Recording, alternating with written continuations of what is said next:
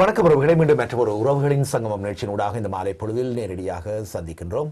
நிகழ்ச்சி தரப்பில் கலந்து கொள்ளும் சகோதரி அமுதாவோடு உங்களை சந்திப்பது NT ஜெகன். இன்று ஒரு விசேடமான கலந்துரையாடலாக இடம்பெறுவதை நாங்கள் பார்க்கலாம்.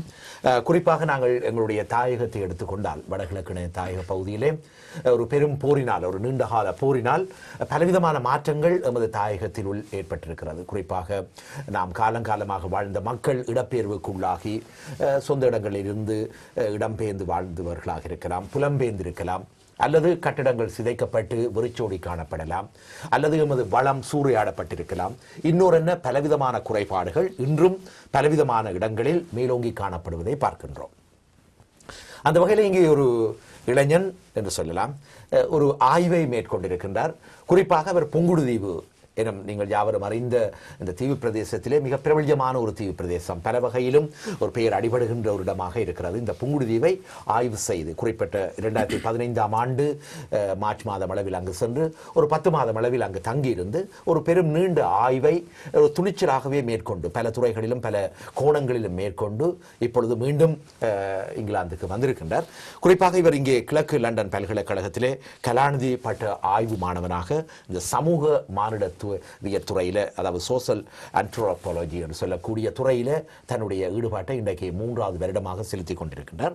அது மட்டுமல்ல, கலைமானி பட்டத்தினை சமூகவியல் துறையில் சோசியாலஜியில் பேராதனை பல்கலைக்கழகத்திலே அன்றைய காலங்களில் 2002 2006 வரை மேற்கொண்ட பெருமைக்குரியவர். அதனிடம் கலம்பிஜ் யூனிவர்சிட்டியில், கொழும்பு பல்கலைக்கழகத்திலும் சமூகவியல் துறையில் சோசியாலஜியில் லெக்சரராக கடமையாற்றிய பெருமைக்குரியவர் 2007 2009 வரை.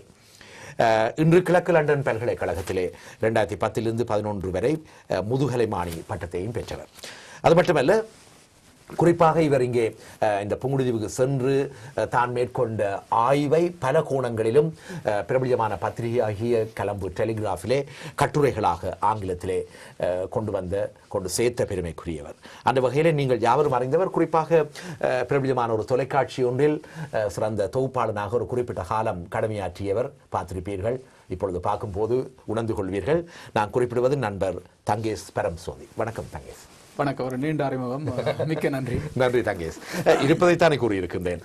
அங்கு ஒன்றுமே மேலதிகமாக சேர்க்கப்படவில்லை. ஒரு கல்வி அடிப்படையில் நீங்கள் ஒரு சிறந்த தரமான பட்டங்களையும் ஆய்வுகளை மேற்கொள்கின்ற துறைகளில் சிறந்து விளங்குவது எங்களுடைய சமூகத்துக்கு ஒரு பெருமையான விடயம். அந்த வகையில் அதை குறிப்பிட்டே ஆக வேண்டும். அந்த வகையில் தங்கேஷ் அவர்களை இப்பொழுது நாங்கள் விடயத்துக்கு வருவோம். குறிப்பாக நீங்கள் புங்குடுதீவை ஒரு ஆய்வு மேற்கொண்டிருக்கிறீர்கள். புங்குடுதீவு உங்களுடைய சொந்த பிறப்பிடமாக இல்லாவிடினும் வல்லாகத்தை பிறப்பிடமாக கொண்ட நீங்கள் இந்த புங்குடுதீவை தேர்வு செய்வதற்கான காரணத்தை அறிந்து கொள்ளலாமா? புங்குடுதீவு பிரதானமாக இந்த இடப்பெயர்வு என்று வரும்பொழுது பொதுவாகவே வடக்கு கிழக்கு பிரதேசம் பாரிய அளவு பாதிக்கப்பட்டிருக்கின்றது. ஆனால் புங்குடுதீவு என்று வரும்பொழுது மிக பிரதானமாக தீவகம் என்று பொதுவாக பார்க்கலாம். அதில் புங்குடுதீவு கூட மிக பிரதானமான இடப்பெயர்வில் அங்கிருந்து அங்கு பாரம்பரியமாக வாழ்ந்த மக்கள் அங்கிருந்து புலம்பெயர்ந்து வெளிநாடுகளுக்கும் யாழ்ப்பாண பிரதேசங்களுக்கும் கொழும்பு போன்ற பிரதேசங்களுக்கும் சென்றதனால் புங்குடுதீவு மிக முக்கியமாக மக்கள் தொகை இல்லாது, மக்கள் தொகை மிக வெகுவாக குறைந்த ஒரு சமூகமாக ஒரு தீவாக இருக்கின்ற ஒரு சூழ்நிலை உண்டு. அந்த அடிப்படையில் நான் எனது ஆய்வு இடப்பெயர்வும் அதனால் ஏற்பட்ட சமூக மாற்றங்கள் என்று வரும்பொழுது புங்குடுதீவு எனக்கு பொருத்தமான ஒரு பிரதேசமாக இருந்தது. அதனால் அந்த பிரதேசத்தை தெரிவு செய்தேன். இரண்டாவது, இந்த இடப்பெயர்வினால் நேரடியாகவும் மறைமுகமாகவும் புங்குடுதீவு வளங்கள் பெரிய அளவில் பாதிக்கப்பட்டிருக்கின்றது. அந்த அடிப்படையிலும் கூட புங்குடுதீவு ஒரு பொருத்தமான இடம். மூன்றாவது, சமூக மாணவியல் துறை என்று வரும்பொழுது பொதுவாகவே நாங்கள் ஒரு நீண்ட கால ஆய்வினை மேற்கொள்வோம். அந்த மக்களோடு இருந்து, அந்த மக்களோடு வாழ்ந்து, அந்த மக்களுடைய பழக்க வழக்கங்களோடு நாங்கள் பிணைந்து அந்த ஆய்வுகளை மேற்கொள்வோம். உண்மையில் அந்த பார்ட்டிசிபேட்டரி ஒப்சர்வேஷன் என்று சொல்லுவோம். அதாவது பங்கு பெற்றல் அவதானம். அந்த மக்களோடு வாழ்ந்து அந்த மக்களுடைய விடயங்களை பற்றி நாங்கள் பெற்றுக்கொள்வது, அதனை எழுத்து மூலமாக கொண்டு வருவது. இந்த அடிப்படையில் பார்க்கும் பொழுது அவ்வாறான ஆய்வுகள் பொதுவாக தீவகத்தில் இடம்பெறவில்லை. தீவகத்தை பற்றிய மேலோட்டமான பல ஆய்வுகள் வந்திருக்கின்றன. அதை பற்றி பலர் எழுதியிருக்கின்றார்கள். இவ்வாறான ஒரு நீண்ட ஆய்வின் அடிப்படையில் தரவுகளை சேகரித்து அங்கிருக்கின்ற சில நுட்பமான தரவுகளை அதை ஒரு கோட்பாட்டு ரீதியாக விளக்குகின்ற கற்கைகள் மிக மிக குறைவு, பொதுவாக இல்லை என்றே சொல்லலாம். அந்த அடிப்படையில் எனது கற்கை அவ்வாறான ஒரு தேடலை அடிப்படையாக கொண்டது. ஆனால் யாழ்ப்பாணம் பிரதேசம் என்று பார்த்தா நீங்கள் நிறைய கற்கைகள் இருக்கின்றன. ஆனால் புங்குடுதீவு போன்ற தீவக பிரதேசங்களில் அவ்வாறான கற்கைகள் இல்லை. அந்த அடிப்படையில் நான் இந்த புங்குடுதீவை தெரிவு செய்ய வேண்டியது. குறிப்பாக தங்கேஷ், நீங்கள் இங்கே சமூகவியல் துறையில் சிறந்து விளங்குகிறீர்கள். அதே நேரம் மற்றது நீங்கள் குறிப்பிட்ட ஏற்கனவே நான் சொன்ன சமூக மானுடத்துறை, இந்த உங்களுடைய கல்வித்துறை சார்ந்த விடயமாக இல்லாமல் இதன் மூலம் நீங்கள் பெற்ற உங்களுடைய தகமைகள் இந்த ஆய்வுக்கு உதவியதாக பார்க்குறீங்களா? நிச்சயமாக. நான் ஏற்கனவே புங்குடுதீவு நீங்கள் சொன்னது போன்று புங்குடுதீவை பற்றி ஆய்வு செய்யும் முதல் நான் ஒரு கல்வியாளனாக நாங்கள் எங்களுடைய அந்த படச்சட்டத்திற்கு இருந்து கொண்டு தான் நாங்கள் சில ஆய்வுகளை மேற்கொள்வோம். ஆனால் அவ்வாறு ஒரு கல்வி துறை என்றதுக்கு அப்பால் பல வேறுபட்ட நிறுவனங்களில் வேலை செய்தேன். இப்போ சர்வதேச அரசு சார்பற்ற நிறுவனங்கள், தொலைக்காட்சிகள் மற்றும் புங்குடுதீவு வாழ் மக்கள், இங்கே வாழுகின்ற புங்குடுதீவு வாழ் மக்களோட நெருங்கிய தொடர்புகளை மேற்கொண்டதனால் எனக்கு அந்த ஆய்வினை மேற்கொள்வது மிக இலகுவாக இருந்தது. ஆகவே நாங்கள் அந்த கல்வி என்ற அந்த ஒரு வரையறைக்கு அப்பால் சென்று நாங்கள் தொடர்புகளை வைத்துக் கொள்ளும் பொழுது நீங்கள் சொன்னது போல எமது ஆய்வுகளை மேற்கொள்வதும் அதனை இலகுபடுத்துவதும் சில நுட்பமான விடயங்களை அறிந்து கொள்வதும் சுலபமாக இருக்கும். அந்த எங்கண்ட ஆய்வு முறையிலும் அப்படித்தான் நாங்கள். நன்றி. நாங்கள் விடயத்துக்கு வருவோம். மிக சிறந்த முறையில் இன்றைக்கு நீங்கள் நல்ல ஒரு திட்டவட்டமான ஒரு பார்வையை இது அல்லது எமக்கு தருவீர்கள் நம்பிக்கையோடு, குறிப்பாக நாங்கள் புங்குடுதீவு என்றவுடன் இங்கே ஒரு பார்வை இருக்கிறது. புங்குடுதீவு மக்கள் செல்வத்தால் சிறைந்தவர்கள் என்று. அது மட்டுமல்ல, புங்குடுதீவு மக்களை சந்திக்கும் போது தங்களுடைய நகரத்தையோ தாங்கள் பிறந்த இடத்தையோ விட்டுக் கொடுக்க மாட்டார்கள். புங்குடுதீவு என்று சொல்வதில், நான் புங்குடுதீவான் என்று சொல்வதில் பெருமை அடைவார்கள். அவ்வாறு தங்களுடைய எந்த விட்டுக் கொடுப்பும் இல்லாமல் அதை வளர்க்கின்ற ஒரு போக்கை நான் பார்த்திருக்கிறேன். அந்த வகையில் பலவிதமான வர்த்தக, அன்றைய காலங்களில் போருக்கு முன்னர் கூட வர்த்தக வியாபாரத்தில் மேலோங்கி காணப்பட்டவர்கள் எல்லா தீவு மக்களாக இருந்தாலும் புங்குடுதீவு மக்கள் ஒரு விசுவாசம் பெற்றவர்கள். நீங்கள் சென்று அவதானித்த இந்த 10 மாதங்களில் புங்குடுதீவு எப்படி பார்க்குறீர்கள்? இப்போ நீங்கள் சொன்னது மிக பொருத்தமான ஒரு கூற்று. அதாவது 1950, 60களை தொடர்ந்து இப்போ புங்குடுதீவில் பாரிய கல்வீடுகள் வருகின்றன. இந்த பாரிய கல்வீடுகள் வருவதற்கு புங்குடுதீவில் உழைத்த வளம் அல்ல காரணம். புங்குடுதீவை விட்டு யாழ்ப்பாணம், குறிப்பாக கொழும்பு மற்றும் காலி, கண்டி, மற்றது நுரேலியா போன்ற பிரதேசங்களுக்கு சென்று உழைத்தவர்களும், அதை விட சிங்கப்பூர், மலேசியா போன்ற பிரதேசங்களுக்கு சென்று உழைத்தவர்களது பணத்தை கொண்டு புங்குடுதீவில் பெரிய பெரிய கல்வீடுகள் 1960களை தொடர்ந்து வருகின்றன. பிறகு பார்த்தீங்கன்னு சொன்னால் இடப்பெயர்வு காலங்களில் 80களுக்கு பிறகு மேற்கத்திய நாடுகளுக்கு இடமிருந்து வரும் பொழுது புங்குடுதீவில் பாரிய அளவிலான வீழ்ச்சி ஏற்பட தொடங்குகின்றது. 1990களில் புங்குடுதீவில் 20,012 நபர்கள் இருந்தார்கள். கிட்டத்தட்ட 20,000 பேர் புங்குடுதீவில் இருந்தார்கள். 1991ஆம் ஆண்டு புங்குடுதீவில் இருக்கிற கிட்டத்தட்ட முழு ஜனங்களுமே இடம்பெறுற ஒரு சூழ்நிலை ஏற்படுகின்றது. கிட்டத்தட்ட 19,500 பேருக்கு மேற்பட்டவர்கள் புங்குடுதீவை விட்டு 1991ஆம் ஆண்டு இடம்பெறுகின்றார்கள். ஆக மிகுதியோர் 500 பேர் தான் மிகிதமாக ஆங்காங்கே புங்குடுதீவில் இருந்தார்கள். 1995ஆம் ஆண்டு இலங்கை இராணுவம் யாழ் குடாநாட்டை முற்றுமுழுதாக கைப்பற்றியதை தொடர்ந்து 1996 புங்குடுதீவுக்கு மக்கள் திரும்பி செல்கின்றார்கள். இவ்வாறு புங்குடுதீவுக்கு திரும்பி சென்றவர்கள் மிகவும் நலிவடைந்தவர்கள், வசதி வாய்ப்பு குறைந்தவர்கள். வசதி வாய்ப்பு கூடியவர்கள் பலர் யாழ்ப்பாண பிரதேசங்களில் தங்கிக் கொள்ள, கொழும்பு பிரதேசங்களில் தங்கிக் கொள்ள, பலர் வெளிநாடுகளுக்கு செல்ல, நலிவடைந்த மக்களில் பெரும்பாலானோர் ஒரு குறிப்பிட்ட கொஞ்சம் பேர் தான் அந்த கொஞ்சம் வசதி படைத்தவர்கள் போகின்றார்கள். மிகுந்த எல்லாருமே நலிவடைந்த மக்களும் வசதி வாய்ப்பு குறைந்த மக்களும் வெளியில் சென்று வேலைகளை தேடிக்கொள்வதற்கு முடியாத வாய்ப்பில்லாத மக்களும் புங்குடுதீவுக்கு செல்கின்றார்கள். அப்படி சென்றவர்கள் ஒரு 3,500 பேர் தான் புங்குடுதீவுக்கு செல்கின்றார்கள்.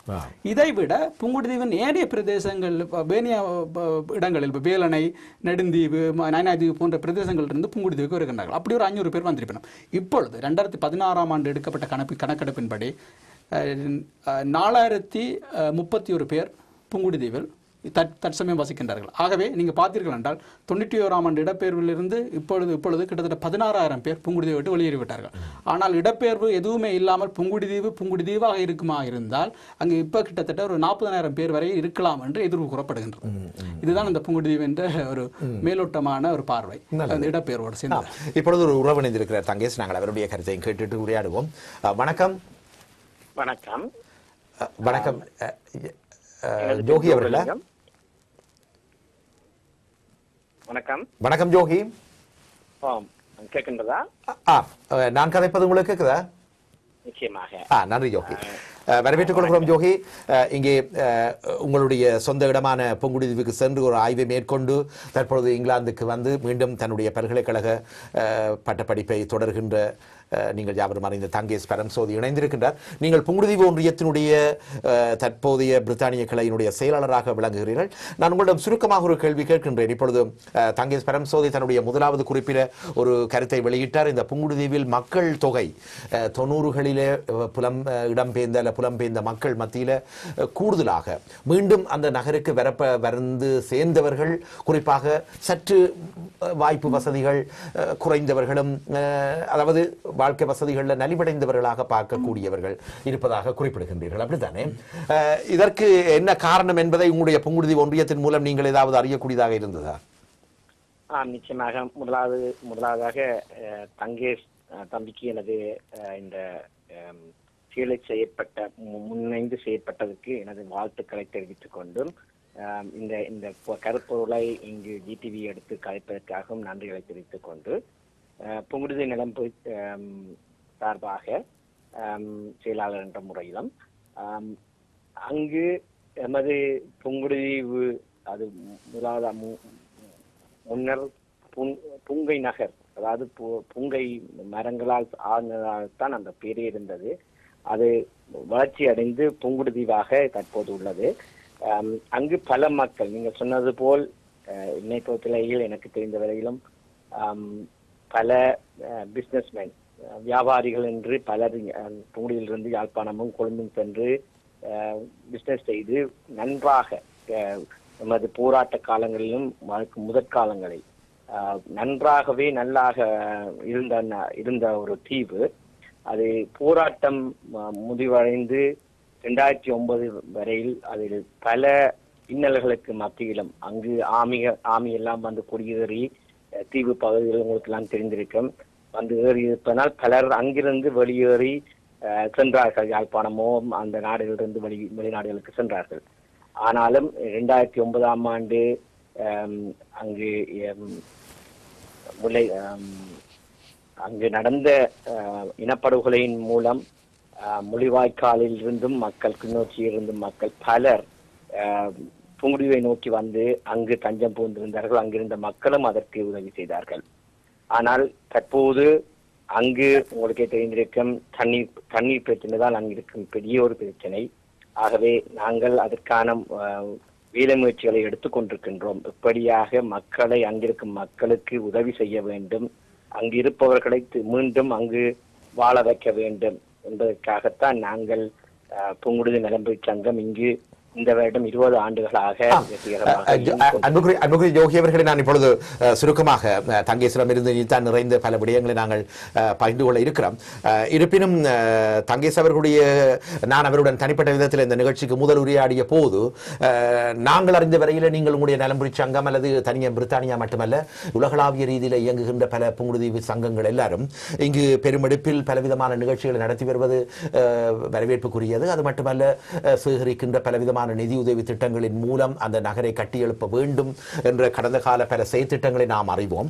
இருப்பினும் தங்கேஸ் அவர்களுடைய தனிப்பட்ட விஜயத்தின் போது அல்லது ஆய்வு விஜயத்தின் போது அங்கு பெரிதளவில் அந்த நகரம் உருவாக்கப்படவில்லை என்பதை நான் ஒரு மறைமுகமான ஒரு கருத்தின் மூலம் அறியக்கூடியதாக இருக்கிறது. எனவே இவ்வகையான தேக்க நிலை காணப்படுவது ஏன்? இப்ப கடந்த 20 வருடங்களாக நீங்கள் இயங்குகிறீர்கள் என்று குறிப்பிடுவது அதை நீங்கள் ஏதாவது விதத்தில் உற்று பார்க்கிறீர்களா? நிச்சயமாக. அது உங்களுக்கு தெரிந்திருக்கும். யாழ்ப்பாணத்திலிருந்து புங்குடுதீவு நோக்கி செல்லும் போது பண்ணைப்பாலம் என்று ஒன்று இருக்கின்றது. அவர்கள் கொழும்பில் இருந்து கொண்டோ இங்கு கவர்மெண்ட் சிட்டியில் இருந்து கொண்டு எமது வடக்கையும் கிழக்கையும் அபிவிருத்தி செய்யாததுதான் அவர்களின் முன்னோக்க கருத்தாக எப்போதுமே இருந்தது. 48 இன்று வரை இந்த வடக்கையும் கிழக்கையும் அபிவிருத்தி செய்யக்கூடாது, அந்த மக்களுக்கு உதவி செய்யக்கூடாது என்பது, தமிழர்களுக்கு உதவி செய்யக்கூடாது என்பதில் நன்றாக வடிவாக இருக்கின்றார்கள் சிங்கள தேசம்.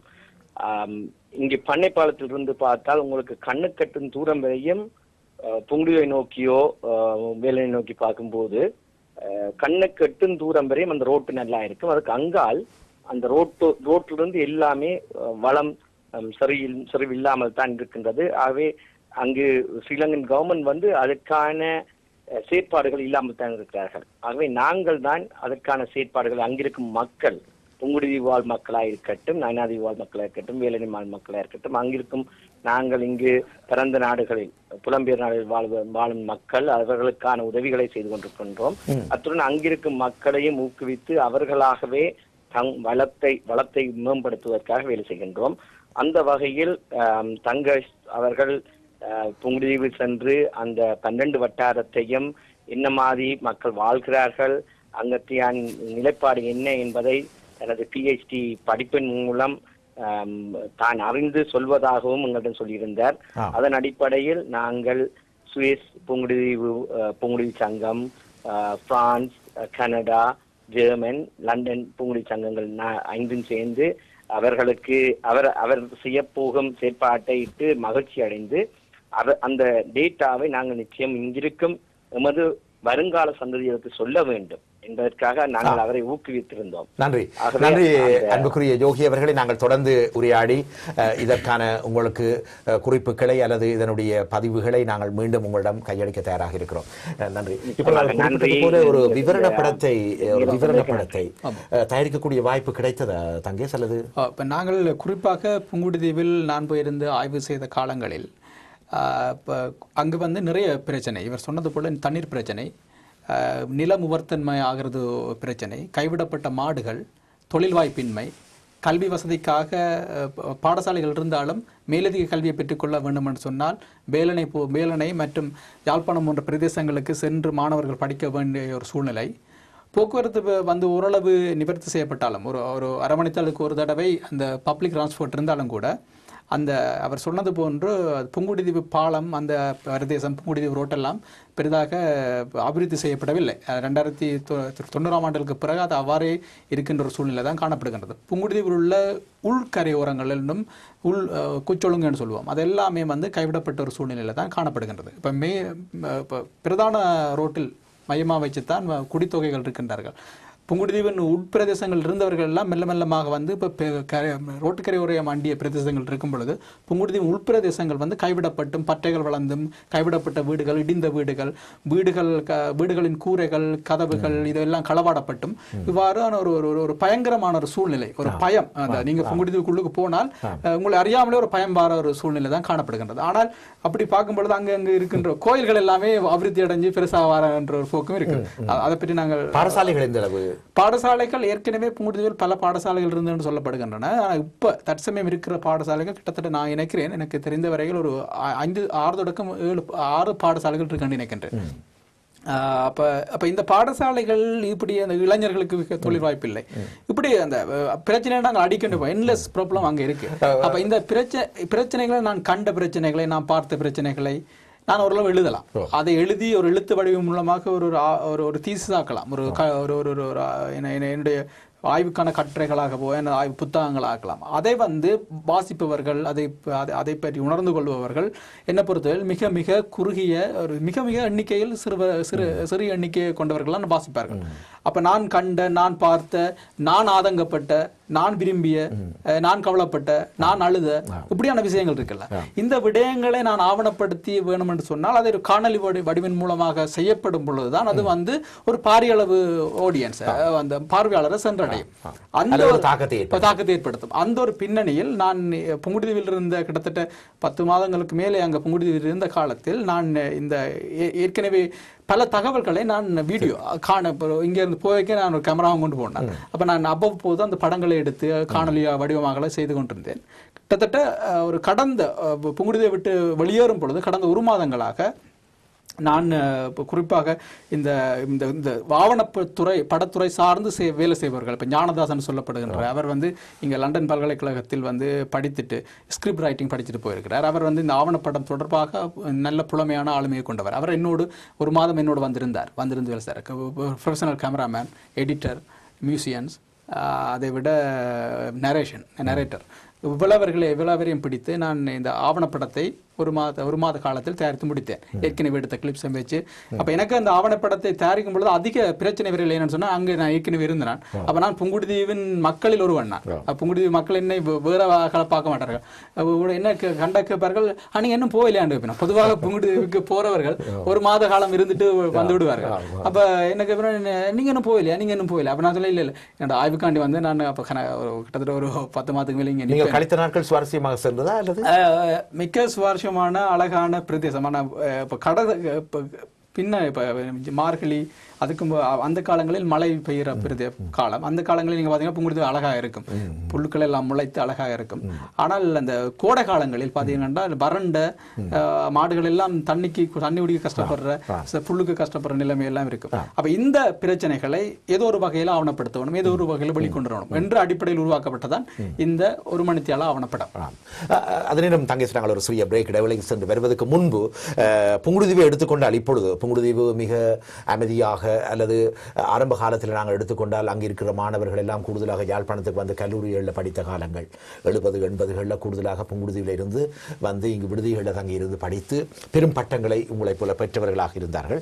பின்பு போரினுடைய உக்கிரம் காரணமாக நீங்கள் குறிப்பிட்ட பலவிதமான நிலைமைகள் அரங்கேறி இருக்கலாம். இருப்பினும் இந்த போராட்ட சூழ்நிலை முடிந்த பின்பு இப்பொழுது ஒரு வருடங்களுக்கு முதல் அல்லது அண்மையில் புங்குடுதீவை உலுக்கிய விவகாரம், சிறுமி அல்லது மாணவி வித்யாவினுடைய படுகொலை, அதுவும் கற்பழிக்கப்பட்டு ஒரு கும்பலினால் கற்பழிக்கப்பட்டு சித்திரவதை செய்யப்பட்டு படுகொலை செய்யப்பட்ட விவகாரம், இது எந்த அளவு சென்று கொண்டிருப்பதை பார்க்குறீங்க அல்லது எந்த அளவு பேசப்படுகிறது? அங்கு நான் கிட்டத்தட்ட போய் ஒரு 2 கிழமை புங்குடுதீவுக்கு நான் ஆரம்பத்தில் போன உடனே யாழ்ப்பாண பிரதேசத்தில் கொஞ்சம் காலம் என்னை தயார்படுத்துவதற்காக இருந்தேன். புங்குடுதீவுக்கு போய் ஒரு நினைக்கிறேன் 4-5 நாட்களுக்கு பிறகு இந்த வித்யாவின் பிரச்சனை நடக்குது. வித்யா இந்த பிரச்சனை நடக்கும் பொழுது நான் நின்றேன். வித்யாவின் பிரச்சனை நடக்கும் பொழுது நான் அங்கே நின்றேன். நான் அப்போ இந்த வித்யா பிரச்சனை கேள்விப்பட்டேன். அந்த இடத்துக்கு நான் நேரடியாக போனேன். நான் போன நேரம் கொஞ்சம் பிந்தி எடுத்தேன். அப்போ அந்த நேரம் அங்கே போலீஸ் எல்லாரும் வந்து விட்டார்கள். நான் அந்த பொடியை பார்க்கல. ஆனால் மிக முதலாவது நான் போன உடனே முதலாவது எழுதப்பட்ட கட்டுரை, இப்போ வித்யானண்ட பிரச்சனை நடந்த ஆண்டு வித்யாண்ட பிரச்சனை தொடர்பாக நான் ஒரு கட்டுரை எழுதியிருந்தேன் கொழும்பு ஆங்கில பத்திரிகையில். Living with violence rape and murder in புங்குடுதீவுன்னு சொல்லி ஒரு கட்டுரை எழுதியிருந்தேன். இந்த கட்டுரை குறிப்பாக வித்யாண்ட நிகழ்வு நடந்தது, அது எப்படி அந்த நிகழ்வை பற்றிய ஒரு அறிமுகம் தான் கொடுத்தேன். ஆனால் இது தொடர்பாக பின்னர் பலரும் ஆர்வப்பட்டார்கள். நீங்கள் பொதுவாக நீங்கள் பார்த்துருப்பீங்க, பத்திரிகையில் பெரிதாக ஊதப்பட்டு அந்த விஷயங்கள் பேசப்பட்டு பெரிதாக ஆர்ப்பாட்டங்கள் செய்து அது ஒரு கிட்டத்தட்ட ஒரு 2-3 கிழமைகளாக யாழ்ப்பாணம் ஃபுல்லாக அது ஸ்தம்பிக்கப்பட்டு போன ஒரு சூழ்நிலை இருந்தது. அப்போ குறிப்பாக தமிழ் லோயர் எல்லாருக்குமே தெரியும், நான் அவர் பேர் தவராசா என்று சொல்லப்படுகின்ற தமிழ் லோயர் தான் இதை நான் பொறுப்பேற்கிறேன்னு சொல்லி எடுத்து நடத்தினார். அப்புறம் அவருக்கு சில நெருக்கடிகள் வேற வெளிக்கிட அவர் தானாகவே அதிலிருந்து விலகுவேன், தனக்கு இதில் சரிவரான்னு சொல்லி அவர் விலகிட்டார். பிறகு ஒரு சிங்கிள் லோயரை வைத்து அதை பேசுகிறார்கள் என்று சொன்னார்கள். ஆனால் இப்போ தற்சமயம் அது பல அந்த ரூமர்ஸ் வதந்திகள் வருகின்றன. இப்போ அவர்களுக்கு ஒரு ஆவணங்கள் அவ்வாறு இல்லை, அவர்களை தண்டிப்பதற்குரிய சரியான சாட்சிகள் இல்லை, ஆவணங்கள் இல்லை, அவையெல்லாம் இல்லாது போய்விட்டது என்று சொல்லி பல கருத்துக்கள் சொல்லப்படுகின்றன. உண்மையில் அப்போ இது எவ்வளவு தூரம் வித்தியாண்ட அதோட கோர்ட்ஸ் வழக்கு இப்போ தொடர்ந்து கொண்டிருக்கின்ற படியால் நாங்கள் அதை பற்றி விமர்சிக்க முடியாத ஒரு சூழ்நிலை காணப்படுகின்றது. இருந்தாலும் அங்கு வாழும் மக்கள் இந்த லீகல் இன்ஸ்டிடியூஷன்ஸ் அதில் இந்த சட்ட நிறுவனங்கள் தொடர்பாக, இந்த இலங்கையில் இருக்கிற இந்த தண்டனை கொடுக்கிற சட்ட நிறுவனங்கள் தொடர்பாக பாரிய அளவு அதிருப்தியை கொண்டிருக்கிறார்கள். மிக மிக பாரிய அளவு அதிருப்தி. ஏன்னு சொன்னால் கிட்டத்தட்ட இப்ப வித்யாண்ட பிரச்சனை நடந்து 10 மாதங்களுக்கு மேல ஆகின்றது. இதுவரையும் எங்களுக்கு அது விளங்குது. அதாவது ஒருவருக்கு தண்டனை வழங்குறது என்று ஒரு நாள் 2 நாளில் வழங்கக்கூடிய காரியம் இல்லை, அதுக்கு உரிய நாள் எடுக்கும். ஆனால் அதனை துரிதப்படுத்துவது, அதற்கான ஒரு தகவல்களை வெளியில கொண்டு வருது, அதற்காக மீடியாக்கள் வேலை செய்வது கூட இப்ப இல்லாம போய்விட்டது. ஆரம்பத்தில் நீங்க பாத்தீங்கன்னா ஒரு 2-3 மாதங்களுக்கு மீடியா எல்லாம் அதை பற்றி கதைச்சாங்க, சனங்கள் எல்லாம் அதை பற்றி ஆர்ப்பாட்டம் செய்தாங்க. ஆனா அதுக்கு பிறகு அதுக்கு என்ன நடந்தது ஒரு இன்வெஸ்டிகேஷன் மீடியா கூட செய்யறது இல்லை. இப்ப யாழ்ப்பாணத்தில் இருக்கிற மீடியா கூட அதை செய்யறது இல்லை. அப்ப எங்களுக்கு எங்க ரெஸ்பான்சிபிலிட்டி எப்படி இருக்குன்னு சொன்னா அந்த நேரம் அந்த கணத்துல இருக்குமே இல்லையா, அது முடிந்தவுடன் நாங்கள் வேறு சிந்தனைக்கு போடுவோம். எங்களுக்கு ஃபாலோ அப் இல்லை. அப்ப இதனால் மக்கள் ஒரு வகையான அது திருப்தியை கொண்டு நம்பிக்கை இழந்திருக்கிறார்கள். அந்த விடயம் என்னுடைய ஆவணப்படத்தில் கூட வருகின்றது.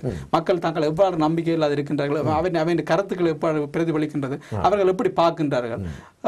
சில பேர் இப்படி கூட பார்க்கின்றார்கள், புங்குடுதீவு பிரதேசத்தில் உள்ள மக்களை நலிவடைய செய்து புங்குடுதீவு மக்களுக்கு இவ்வாறான பிரச்சனைகளை பேசாது விட்டு கைவிடப்பட்டு அங்க இருக்கின்ற மக்களை கூட வெளியேற்றுவதற்கான ஒரு நடவடிக்கையை கூட பார்க்கின்றார்கள்.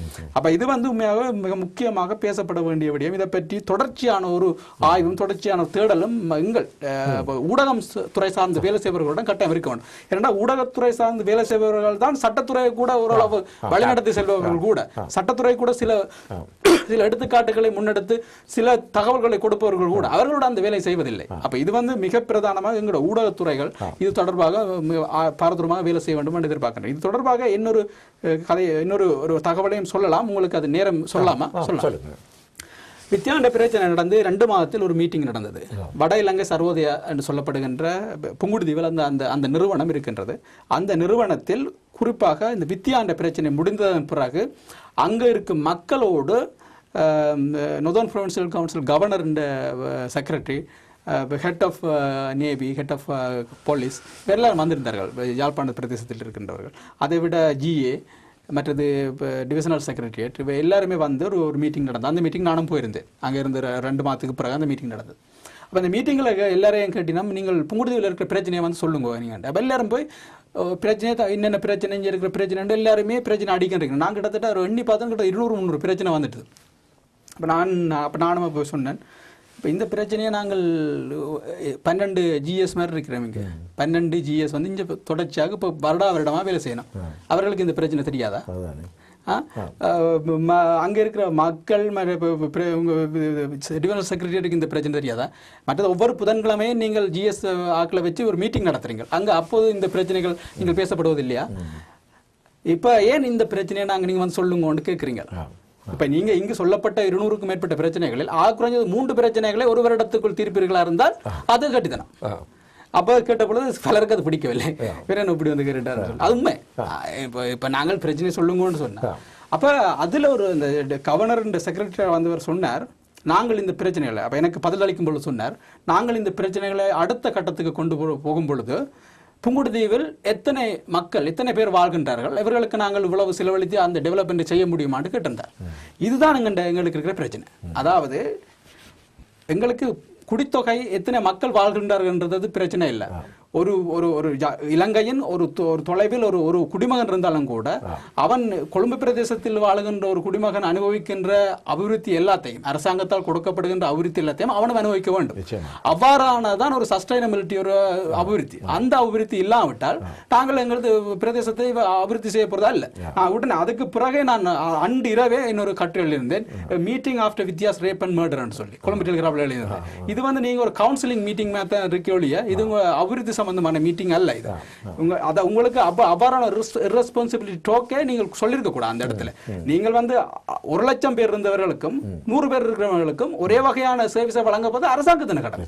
அப்ப நீங்க அதை செய்யாமல் இவ்வாறு கதையை கூடாதுன்னு சொல்லி நான் அவரை நேரடியாக சொல்லவில்லை, எனது எழுத்தின் மூலமாக கொழும்பு டெலிகிராஃப்ல எழுதியிருந்தேன். அப்ப அதான் இப்படியான சிந்தனை எங்கள்கிட்ட இருக்கக்கூடாது. நாங்கள் தொடர்ந்து உரையாடுவோம். அன்புக்குரிய தங்கேஷ் பரம்சோதி உறவுகள், ஒரு சிறிய இடைவேளைக்கு சென்று நாங்கள் மீண்டும் இணைய இருக்கின்றோம். பார்த்தீர்களா, இந்த வித்யாவினுடைய படுகொலை என்பது ஒரு பெரும் அதிர்வலைகளை ஏற்படுத்தி இருக்கிறப்ப இதுக்கு பின்னாலே ஒரு பெரிய சூட்சுமமே மறைந்திருப்பது போன்ற உணர்வு இப்பொழுது மக்கள் மத்தியில் மேலோங்கி காணப்படுகிறது. இது ஏன் என்பது இன்னும் ஒருவருக்கும் தெரியவில்லை. ஜனாதிபதி உடனடியாக தாயாரை சந்தித்ததும் பெரும் பெரும் ஜனநாயக வழி போராட்டங்கள், நீதிமன்ற முற்றுகை போராட்டங்கள் எத்தனையோ நடந்தும் இந்த விசாரணை இப்பொழுதும் நீண்டு கொண்டு செல்கின்ற பாணி. அது மட்டுமல்ல, வழக்கறிஞராக இறங்கியவர் ராஜினாமா செய்வதும், சில வழக்கறிஞர்கள் மறைந்து போவதும், ஏன் இந்த வழக்கு விசாரணையில் இவ்வாறான திடீர் திருப்பங்கள் ஏற்படுகிறது என்பது இன்று வரை ஒரு புரியாத புதிராக இருக்கிறது. ஏற்கனவே அங்கு நேரடியாக சென்ற ஒரு ஊடகவியலாளர் என்ற பார்வையில் தங்கேஷ் பலவிதமான கோணங்களில் இதை பார்த்திருக்கின்றார். தொடர்ந்து உரையாடுவோம் ஒரு சிறிய இடைவெளியை தொடர்ந்து.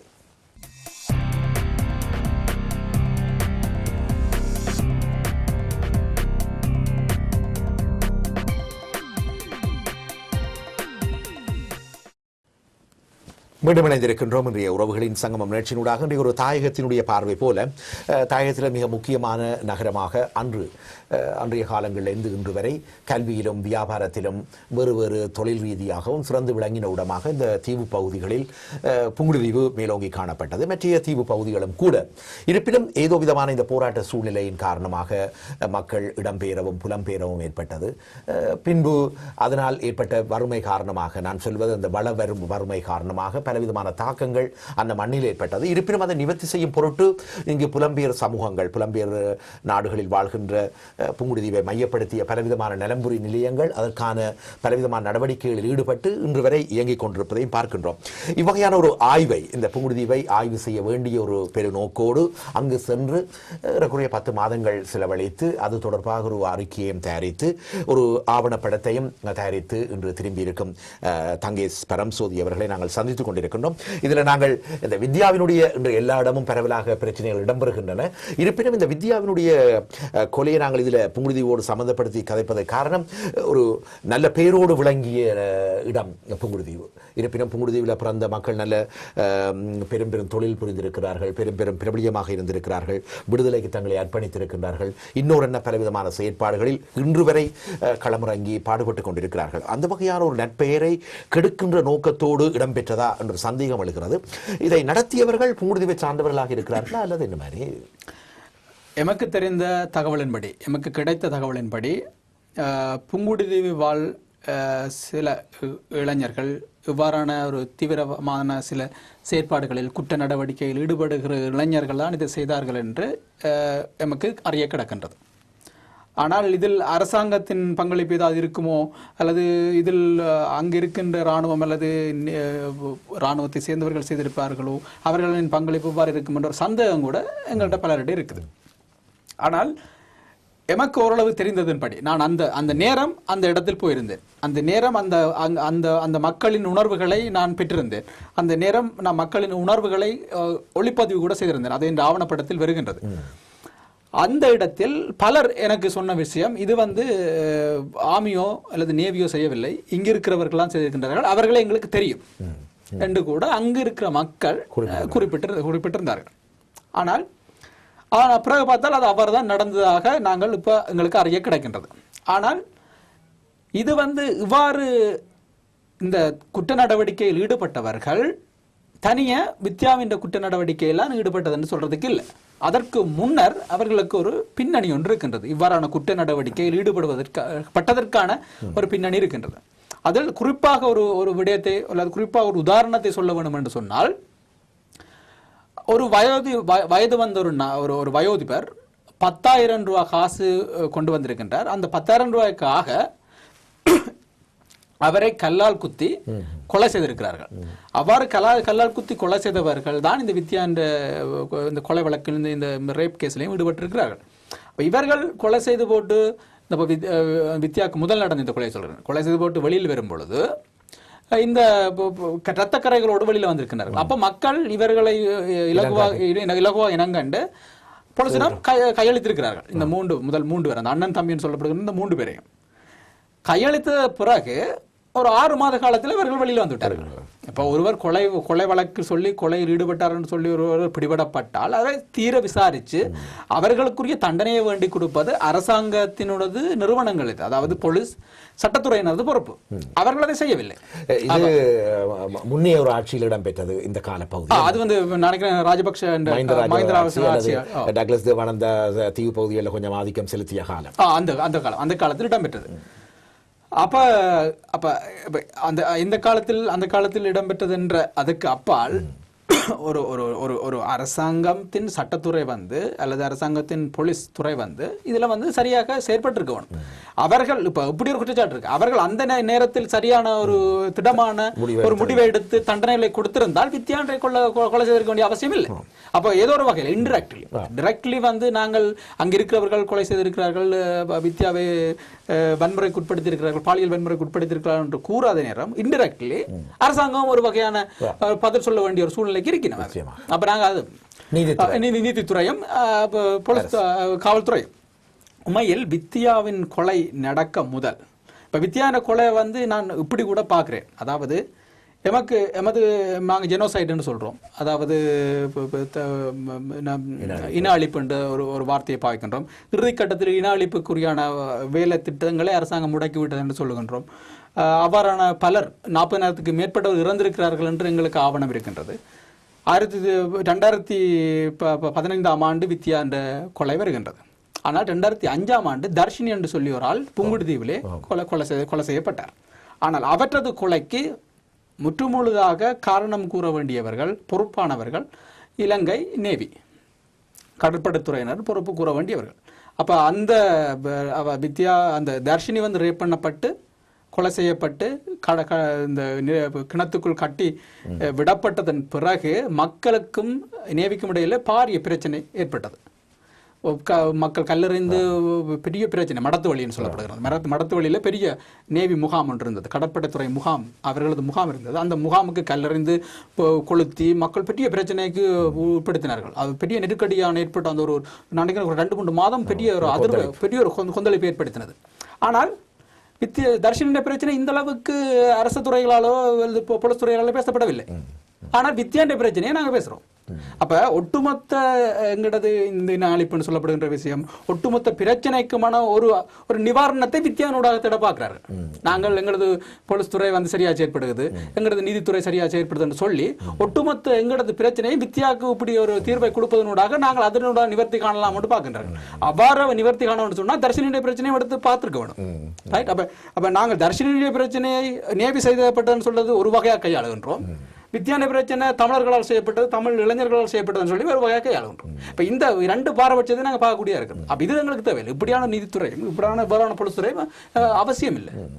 அப்போ இது 2ஐயும் சரியாக கையாள வேண்டிய தேவை அவர்களுக்கு இருக்குது. இருப்பினும் மன்னிக்க வேண்டும் தங்கேஸ்வரில் அரசியல் சூழ்நிலையும் ஒரு காரணமாக இருக்கலாம். காரணம் என்னன்னு சொன்னால் இந்த தர்ஷினி படுகொலை கடற்படையினரால் மேற்கொள்ளப்பட்ட அந்த சந்தர்ப்பங்களிலும் மஹிந்த ஆட்சியும் டக்ளஸ் தேவானந்தாவின் கையும் மேலோங்கி காணப்பட்டதனால் அது மூடி மறைக்கக்கூடிய வாய்ப்புகள் அரசியல் ரீதியாக எழுந்திருக்கலாம். ஆனால் இப்பொழுது மைத்ரியினுடைய ஆட்சியின் பொழுது இதற்கு வாய்ப்பில்லை என்ற ஒரு காரணத்தையும் நாங்கள் பார்க்கலாம். நீங்க சொல்றது சரி. ஆனால் என்ன கேள்வி அதான், அதாவது இது கூட கடற்படையினரால் மேற்கொள்ளப்பட்டது என்று சொன்னால் மைத்ரியின் அரசாங்கம் இதே அளவு நடவடிக்கை எடுத்திருப்பினமா என்றது கேள்வி எனக்கு சந்தேகம் தான். எனக்கு அந்த சந்தேகம் இப்போ இருக்கு. எனக்கு இதே அளவு அதை அரெஸ்ட் பண்ணி அவை கொண்டு நேவியை அரெஸ்ட் பண்ணி அவை கொண்டு சட்டத்துறையில் ஒப்படைத்து அவர்களுக்கு தண்டனை கொடுப்பதற்கு இத்தகைய ஒரு முனைப்போடு இருந்தால் நல்லா இருப்பினமா என்பது கேள்வி. அதுதான் இப்ப இந்த இவ்வாறான சிக்கல் இருக்கு. அதாவது அது வந்து தமிழர்களுக்கு அநீதி இழைக்கப்பட்டது. அப்ப அந்த அநீதி இழைக்கப்பட்டதன் பொழுது அதிலிருந்து ஒரு வகையான குளிர் காய்வதை இலங்கை அரசுத்துறை அல்லது அரசுத்துறையோடு சேர்ந்து நீதித்துறையை விட்டாலும் இந்த போலீஸ் துறை வேறெல்லாம் அது ஒரு வகையான குளிர் காய்வதை பார்க்கிறார்கள். அதுதான் கூட இருப்பினும் தங்கேஸ் அவர்களே, உங்களுடைய இந்த ஆய்வினுடைய மிக முக்கியமான விடயத்தில் இதுவும் ஒன்றாக அமைந்தபடியாக நாங்கள் இதை பற்றி நாங்கள் இதில் வியாபித்திருந்தோம். இருப்பினும் நாங்கள் இன்னும் பல விடயங்கள் இருக்கின்றன. இருப்பினும் இந்த வித்யாவினுடைய கொலையினுடைய மர்மங்கள் இப்பவும் தொடர்வதை பார்க்கின்றோம். விசாரணைக்கு என்று அழைத்து செல்லப்படுபவர்கள் இப்பொழுதும் எந்த விதமான ஒரு குற்றமும் செய்யாதவர்கள் மாதிரி தான் தங்களை நடத்திக் கொள்கிறார்கள், தங்களை இடங்காட்டிக் கொள்கிறார்கள். ஏதோ ஒரு விதத்தில் இந்த விசாரணை ஒரு சிறந்த முடிவை தர வேண்டும், அது நல்ல ஒரு படிப்பினையாக நீங்கள் குறிப்பிடுகின்ற தரப்பினருக்கு அமைய வேண்டும் என்று பார்க்கிறோம். அவ்வாறான ஒரு தீர்ப்பு கிடைக்கும் என்று பார்க்குறீங்களா? அல்லது மக்கள் மத்தியில் அந்த எதிர்பார்ப்பு எப்படி இருக்கிறது? இல்லை, பொதுவாகவே மக்கள் மத்தியில் வந்து இப்போ கூட அந்த அந்த இவ்வாறானது இவர்களுக்கு தண்டனை வழங்க வேண்டும் என்று சொல்லி ஒரு உணர்வு மக்கள் மத்தியில் இருக்குது. அப்போ இது அரசாங்கத்துக்கும் தெரியும்.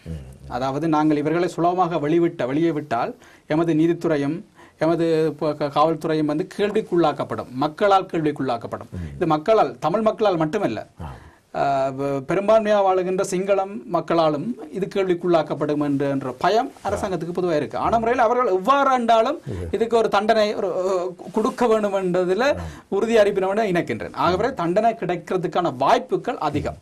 ஆனால் அது எப்ப நடக்கும், எப்படி நடக்கும், அது எவ்வளவு டிரான்ஸ்பரன்சியா இருக்கும், வெளிப்படையா இருக்கும் என்றதுல பிரச்சனை இருக்கு. நல்லது, நாங்கள் பொறுத்திருந்து பார்ப்போம். நீங்கள் இதை பற்றிய ஆங்கில கட்டுரையை கிளம்பி டெலிகிராஃபில் வெளியிருக்கிறீர்கள். அந்த கட்டுரையினுடைய பிரதிபலிப்புகள் எவ்வாறு இருந்தன? அந்த கட்டுரையினுடைய உங்களுடைய எழுத்துக்கள் அது மிக எனக்கு இப்போ சிங்கள நண்பர் ஒருவர் என்னோட கதைத்திருந்தார். உமது கட்டுரை இங்கே அரசு துறையிலும் சிங்கள மக்கள் மத்தியிலும் ஒரு பெரிய ஒரு அதிர்வை ஏற்படுத்தி இருக்கின்றது. குறிப்பாக அதை இவ்வாறு ஒரு பிரச்சனை நடந்து என்பதை உடனடியாக ஒரு ஆங்கிலம் மூலம் சிங்கள மக்களுக்கும் அரசுக்கும் எடுத்து சொல்லப்பட்ட கட்டுரையாக உங்களது கட்டுரை பார்க்கப்படுகிறது. அந்த வகையில் அந்த கட்டுரை நல்லம் என்று எடுத்து பர்சனலாக டெலிஃபோனில் கதைத்திருந்தார்.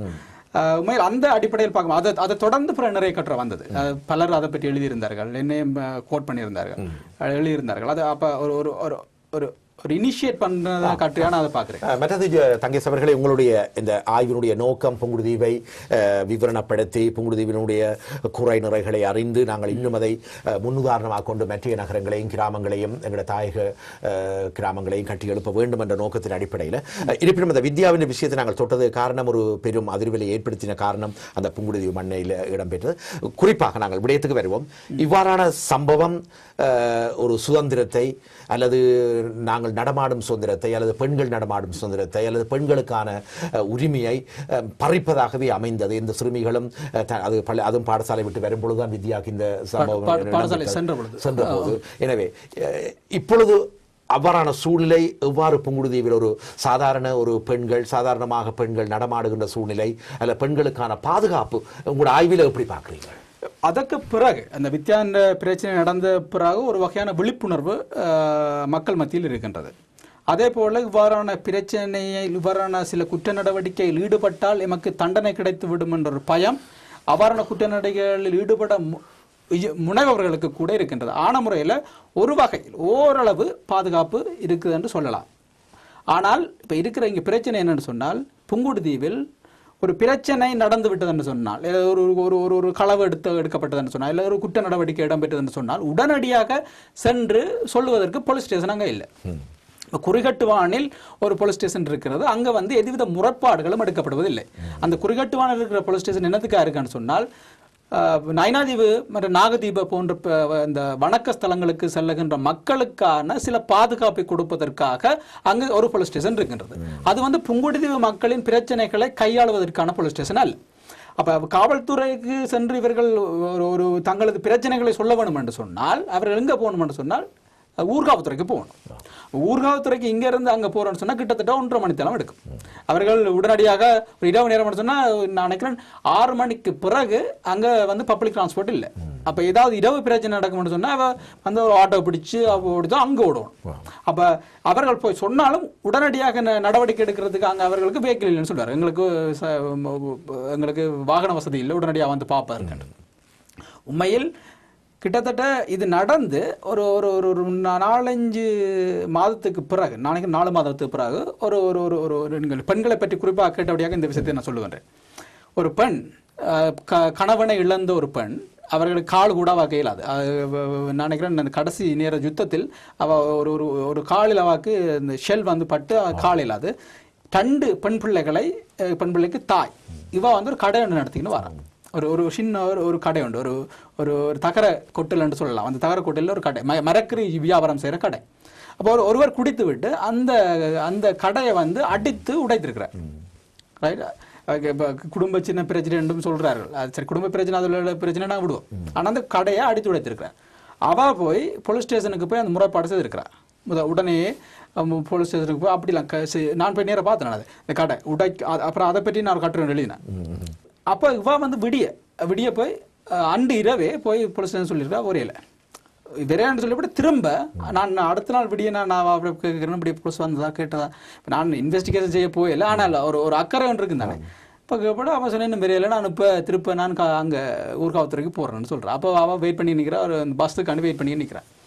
இப்போ கிட்டத்தட்ட 2ஆம் நாள் 3ஆம் நாளுக்கு பிறகு தான் போலீஸ் வந்ததை கேட்டிருக்கணும். அப்போ அங்கே போலீஸ் ஸ்டேஷன் இல்லாதது ஒரு பெரிய ஒரு பிரச்சனை. அங்கே அதான் இப்போ போலீஸ் ஸ்டேஷன் இல்லாதால அங்கே மக்களுக்கு ஏதாவது ஒரு பிரச்சனை நடந்துன்னு சொன்னால் அவர்களா அங்கே தூரம் சென்று சொல்லி கூட்டின்னு பிறகு பார்க்கறதுக்கு இங்கே ஆள் முடிஞ்சிடும். தங்கேஷ் மன்னிக்க வேண்டும், காவல்துறை நிலையம் ஒன்று அமையாததுதான் இதற்கு காரணம் என்று சொல்ல முடியாது. காவல்துறையினரின் அசட்ட ஈனமும் காவல்துறையினரின் நிர்வாக நடவடிக்கைக்கு ஒரு சரியான உந்துதல் அல்லது ஒரு அழுத்தம் இல்லாததும் ஒரு காரணம் என்று சொல்லலாம். இதில் எங்கே ஒரு ஓட்டை இருக்குது. நாங்கள் ஏன் இந்த தீவு பகுதிகளில் மட்டும் நான் இதை குறிப்பிடுவதற்கு காரணம், நீங்கள் ஆய்வை புங்குடுதீவு மட்டுமல்ல ஒரு தீவகம் சார்ந்த நிலையில் நீங்கள் செய்தபடியா, இதில் நாங்கள் யாரையுமே நாங்கள் இந்த இப்போ நாங்கள் இதில் புங்குடுதீவு என்ற ஒரு நல்ல ஒரு நகரத்தை நீங்கள் தெரிவு செய்திருக்கிறீங்க. அது வாழ்த்துக்குரியது, வரவேற்புக்குரியது. அதனிடம் புங்குடுதீவு என்பது காலங்காலமாக பேணப்பட்ட ஒரு சிறப்பான கல்வியிலும் வர்த்தகத்திலும் நான் சொன்ன மாதிரி சிறந்து விளங்கின இடம். இருப்பினும் இந்த குறைகள் நிவர்த்தி செய்யப்பட வேண்டும் என்பதை நான் நீங்களும் இதில் ஒரு ஊடகத்தில் கதைக்கிறோம். ஏனென்று சொன்னால் இது சார்ந்த பல பிரமுகர்கள், பல அதனுடைய சார்பான மன்றங்கள் இல்லைங்க இங்கே உலகளாவிய ரீதியில் இருக்குது. இவர்கள் குரல் எழுப்ப வேணும். இப்போ நீங்கள் சொல்கிற குறையை நாங்கள் இதோட விட்டுவிட முடியாது. ஒரு ஊடகவியலாளனாக, ஒரு ஆய்வாளர், ஒரு நீங்கள் மேற்கொள்கின்ற பட்டப்படிப்பினுடைய ஆய்வின் நிமித்தம் சேர்ந்து இவ்வளவு ஒரு 10 மாதங்கள் செலவழித்து நீங்கள் செய்து வந்த ஆய்வை சாதாரணமாக நாங்கள் எண்ணிவிட முடியாது. அப்ப இதை வைத்து இங்குள்ளவர்கள் இதை நாங்கள் சொல்வதன் மூலம் நிவர்த்தி செய்வதற்கான பலவிதமான வழிகளை மேற்கொள்ளலாம். இங்கிருந்து போய் வருகினம், நிறைந்தவர் போய் வருகினம். அப்ப பார்க்கலாம், காவல்துறை நிலையம் என்று மட்டுமல்ல, நீங்க சொல்ற மாதிரி சில குறைகளை ஏன் இவர்கள் நிவர்த்தி செய்ய முடியவில்லை என்பதை நாங்கள் பார்க்க வேண்டும். ஏன் தீவ அண்மையில கூட நான் அறிந்தேன், வேலணை மருத்துவ நிலையமோ ஏதோ ஒரு மருத்துவ நிலையத்தில் காயப்பட்டு இரத்தம் வடிய போன நோயாளியை அதனுடைய அங்கு இருக்கின்ற மருத்துவ பொறுப்பாளர் தட்டி கழித்ததாகவும் அவரை வார்த்தைகளால் திட்டினதாகவும் ஒரு ஊடகத்தில் வந்தது. அப்ப அந்த அளவுக்கு அவர்களுக்கு ஏதோ ஒரு பக்க பலம் இருக்கிறது, அரசியல் பலம் அல்லது அரசியல் பின்னணி இருக்கிறது. அது நாங்கள் வேறொரு விடயம், அதை நீங்கள் ஒரு முறை குறித்துக் கொண்டு அதற்கான விடயத்தை ஆய்வு செய்வது நல்லம் என்று பார்க்கிறேன். இப்போ நீங்கள் இந்த குறிப்பாக இந்த மருத்துவத்துறை என்று வரும்பொழுது எனக்கு புங்குடுதீவில் நடந்த ஒரு சம்பவம் ஞாபகம் இருக்கின்றது. புங்குடுதீவில் நான் ஆய்வு செய்த காலத்துக்கு முற்பட்ட காலத்தில் புங்குடுதீவில் தற்சமயம் இருக்கின்ற புங்குடுதீவு ஹாஸ்பிட்டல் ஹெட் டாக்டர் ஒரு சிங்களவர். அவருக்கு தமிழ் தெரியாது. இப்போ மக்களுக்கு ஏதாவது பிரச்சனைன்னு சொன்னால் தமிழில் உறவாடுவதற்கு அவர்களால் முடியாது. அப்போ தமிழ் டாக்டரை அந்த முற்றுமுழுதாக தமிழர் வாழ்கிற பிரதேசம், சிங்கள டாக்டரால் தான் இருக்கிறார். அப்போ ஏன் தமிழ் டாக்டர் இல்லைன்ற கேள்வி அங்கே வருது. அப்போ ஒரு ஆள், நான் கேள்விப்பட்ட ஒரு ஆள் அரளிக்கொட்டை சாப்பிட்டு அவரை கொண்டு போயிருக்கணும் புங்குடுதீவு ஹாஸ்பிட்டலில் கொண்டு போயிருக்கணும். தற்கொலை முயற்சி தவிர அவரை கொண்டு போயிருக்கிறார். அரளிக்கொட்டை என்னென்று அவருக்கு சொல்லி விளங்கப்படுத்த சரியா கஷ்டம். அப்புறம் அவர் இப்போ யாழ்ப்பாண பிரதேசத்தை கொண்டு போயிருக்கணும் யாழ்ப்பாண ஹாஸ்பிட்டலுக்கு. ஆனால் அவர் இறந்து விட்டார் என்று நாங்கள் கேள்விப்படுகின்றோம். இப்போ இப்படியான சில சிக்கல்கள், இதுவெல்லாம் சாதாரண சின்ன பிரச்சனை. என்ன தமிழ் பிரதேசத்தில் ஒரு தமிழ் டாக்டர் இருக்க வேணும், ஒரு சேவை செய்ய வேணும்ன்றது ஒரு சாதாரண விஷயம். இதுல இனத்துவம், இன பிரச்சனை எல்லாம் கொண்டு வர வேண்டிய அவசியம் இல்லை. அப்ப இந்த விஷயங்களோட இப்ப நீங்கள் சொன்ன அந்த போலீஸ் ஸ்டேஷனுக்குரிய இடம் இந்த மீட்டிங் நான் சொன்ன குறிப்பிட்ட மீட்டிங், அந்த மீட்டிங்ல சொல்லப்பட்டது. அந்த போலீஸ் ஸ்டேஷனுக்கு இடம் மடத்து வழியில் ஒரு பிரதேசம் பார்க்கப்பட்டது என்று சொல்லியும் மிக விரைவில் அது கட்டப்படுவார்கள் சொல்லப்பட்டது. இப்ப கிட்டத்தட்ட ஒரு நான் நினைக்கிறேன் அது கதைச்சு முடிஞ்ச ஒரு 6 மாதத்துக்கு மேலே ஆச்சு. அதை பற்றி கதை இல்லை, அது அப்படியே கைவிடப்பட்டு இருக்கிறது. அப்ப இது நீங்க சொன்னது சரி. அதாவது இதற்கு நாங்கள் நடக்கும், அது அப்படியே நடக்கும் தீர்மானித்து விட்டார்கள் என்று சொல்லி இருந்தால் அது அப்படியே இருக்க வேண்டிய அதற்குரிய நாங்கள் ஒரு ஊக்கியாக நாங்கள் இங்க இருக்கிற தமிழர்கள், தமிழ் பிரதேசத்துக்கு இங்கே இருக்கிறவர்கள், இந்த படித்தவர்கள், புங்குடுதீவு மற்றும் பிரதேசங்கள் தொடர்பாக அதன் வளர்ச்சி தொடர்பாக வேலை செய்பவர்கள், இது இந்த சின்ன சின்ன விடயங்கள் இவர்கள் இங்க பெருசா காசை கொட்டி வேலை செய்ய வேண்டிய அவசியம் இல்லை. அங்க இருக்கும் அரச ரிசோர்ஸ் சொல்லுவோம், அரச வளங்களை இவர்கள் பயன்படுத்துவதற்கான அழுத்தத்தை இங்க இருந்தே கொடுக்கலாம். அதை நாங்கள் வடிவா செய்யலாம். நிச்சயமாக அப்படி உண்மையில நல்ல ஒரு விடயத்தை கூறியிருக்கிறீங்க. அதை நீங்க தான் கூற வேண்டும். என்ன சொன்னீங்க, 10 மாதம் செலவழிச்சு போய் உங்களோட சொந்த நகர் இல்லை, சொந்த கிராமம் இல்லை, வளர்ந்து நான் சொல்வது பிறந்த கிராமம் இல்லை. இருப்பினும் ஒரு அக்கறையின் நிமித்தம் நீங்கள் அதை செய்து வந்திருக்கிறீங்க. நாங்கள் அதை பார்க்க வேண்டும். எனவே இதை முன்னுதாரணமாக கொண்டு இதே போல் பலவிதமான தேங்கி கிடக்கின்ற பல கிராமங்கள், நகரங்கள் இன்றும் புறக்கணிக்கப்பட்டு கவனிப்பாரற்று இருக்கின்றது. எனவே இந்த நிலையை போக்குவதற்கு இங்குள்ளவர்கள் பழைய மாணவர் சங்கங்கள், இந்த பாடசாலைகள் எவ்வளவு கவனம் எடுத்து செய்கிறார்கள் போல இந்த நகரங்களை சார்ந்தவர்கள் இந்த குறைகளை அறிந்து இவ்வாறான விடயங்களை நிவர்த்தி செய்ய வேண்டும் என்பது எமது ஊடக சார்பாக நாங்கள் கேட்கின்ற ஒரு விடயமாக இருக்கிறது. நாங்கள் ஒரு சிறிய இடைவெளிக்கு சென்று மீண்டும் வருவோம். தங்கேஷ் வந்த பிறகு இந்த காணிகள் நீங்கள் சொன்னீங்கள், ஒரு குறிப்பிட்டவர்கள் தான் திரும்பி போயிருக்கணும். அப்போ காலங்காலமாக வாழ்ந்த கிராமங்கள், அந்த காணிகள், புலம்பெயர் நாடுகளில் இருக்கிற காணிகள், வீடுகள், சொத்துக்கள் எல்லாம் இருக்குத்தானே, அது என்ன நடந்தது, அதுக்கு என்ன நடக்குது, அல்லது அங்கு இருப்பவர்கள் இப்பொழுது என்ன தொழிலை செய்கிறார்கள்? நிறைவாக உங்களிடம் கேட்க இருக்கின்றோம், என்ன செய்யலாம்? என்ன நீங்கள் கொடுக்கின்ற தீர்ப்பு தான் இங்குள்ளவர்கள் அதை ஏற்றுக்கொள்ள வேண்டிய தேவையாகவும் இருக்கிறது. என்னன்னா நீங்கள் சாதாரணமான, நான் அது உங்களுக்காக சொல்லல, நீங்கள் ஒரு ஒரு ஆய்வை மேற்கொள்கின்ற ஒரு பல்கலைக்கழக மாணவனாகவும் ஒரு பட்டம் பெற்றவர் என்ற முறையிலையும் நேரம் ஒரு ஊடகவியலாளனாகவும் உங்களுடைய அனுபவத்தின் ரீதியாக திரட்டிய விடயத்தை பெறுமதியாக எண்ணி இதற்கான விடயத்தை நாங்கள் செயற்பட வேண்டும். ஒரு சிறிய இடைவெளியை தொடர்ந்து இணைவோம். இங்கே தங்கை பரம்சோதி அவர்கள் நம்மோடு இணைந்திருக்கிறார்கள்.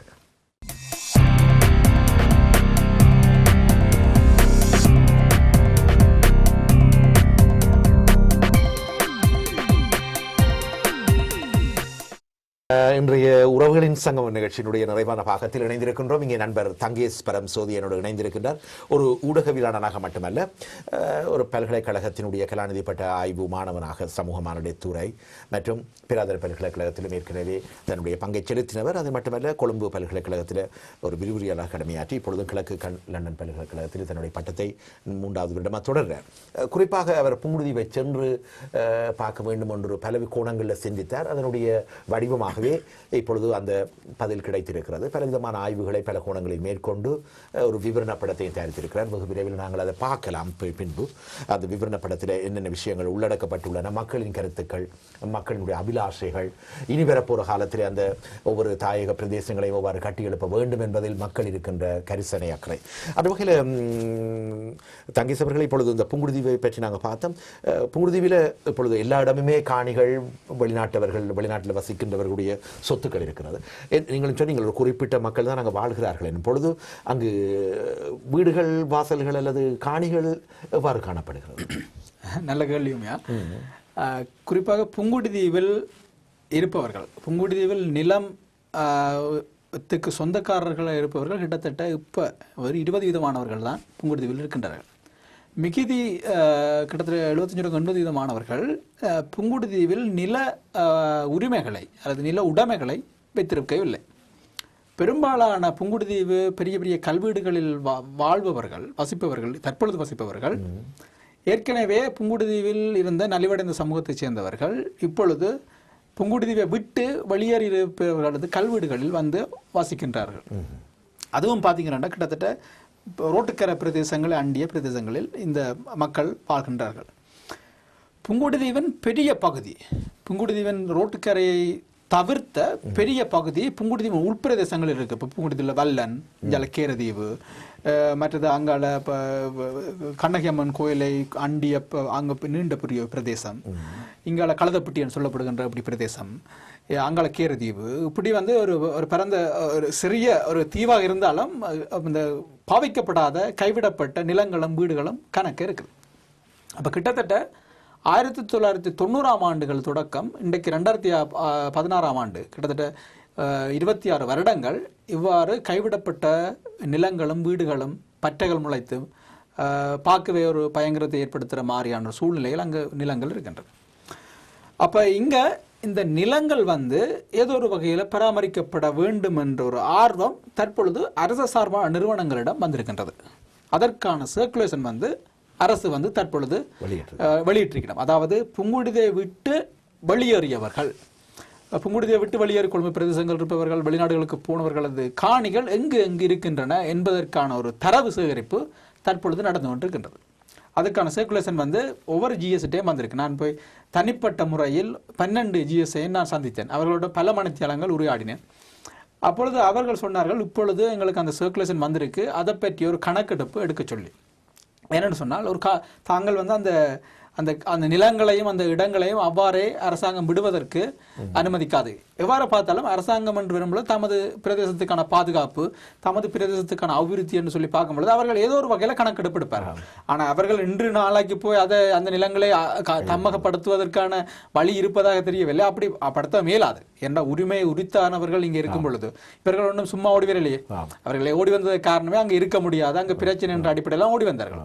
ஒரு எமர்ஜென்சி பீரியட்ல ஓடி வந்திருக்கிறார்கள். ஆன முறையில் அவர்களது நிலத்தை எதேட்சியாக அரசாங்கத்தால் கையகப்படுத்த முடியாது. அவ்வாறு கையகப்படுத்த முடியாலும் வடமாகாண சபை ஸ்ட்ராங்காக இருக்கிறபடியாக அது வந்து நடக்காது. ஆனால் இப்பொழுது தரவெடுப்பதற்கான முயற்சியில் இறங்கியிருக்கின்றார்கள். இந்த தரவெடுப்பதற்கான முயற்சியில் இறங்கும் பொழுது அங்கு இருக்கின்ற கிட்டத்தட்ட 75% நிலம் அங்கு இல்லை. அவ்வாறு நிலம் இல்லாது இருக்கும் பொழுது அவர்கள் வந்து அங்கு வாழ்பவர்களை நான் சொல்கின்றேன். அப்போ நிலமில்லாதவர்கள் அவர்கள் வந்து வீட்டு திட்டங்களுக்கு பதிவு செய்ய முடியாது. வீட்டு திட்டம் ஒன்றை ஒருவர் பதிவு செய்யப்பட வேண்டும் என்று சொன்னால் அவருக்கு ஆக குறைந்தது ஒரு குறிப்பிட்ட நிலம் அவருக்கு சொந்தமாக இருக்க வேணும்.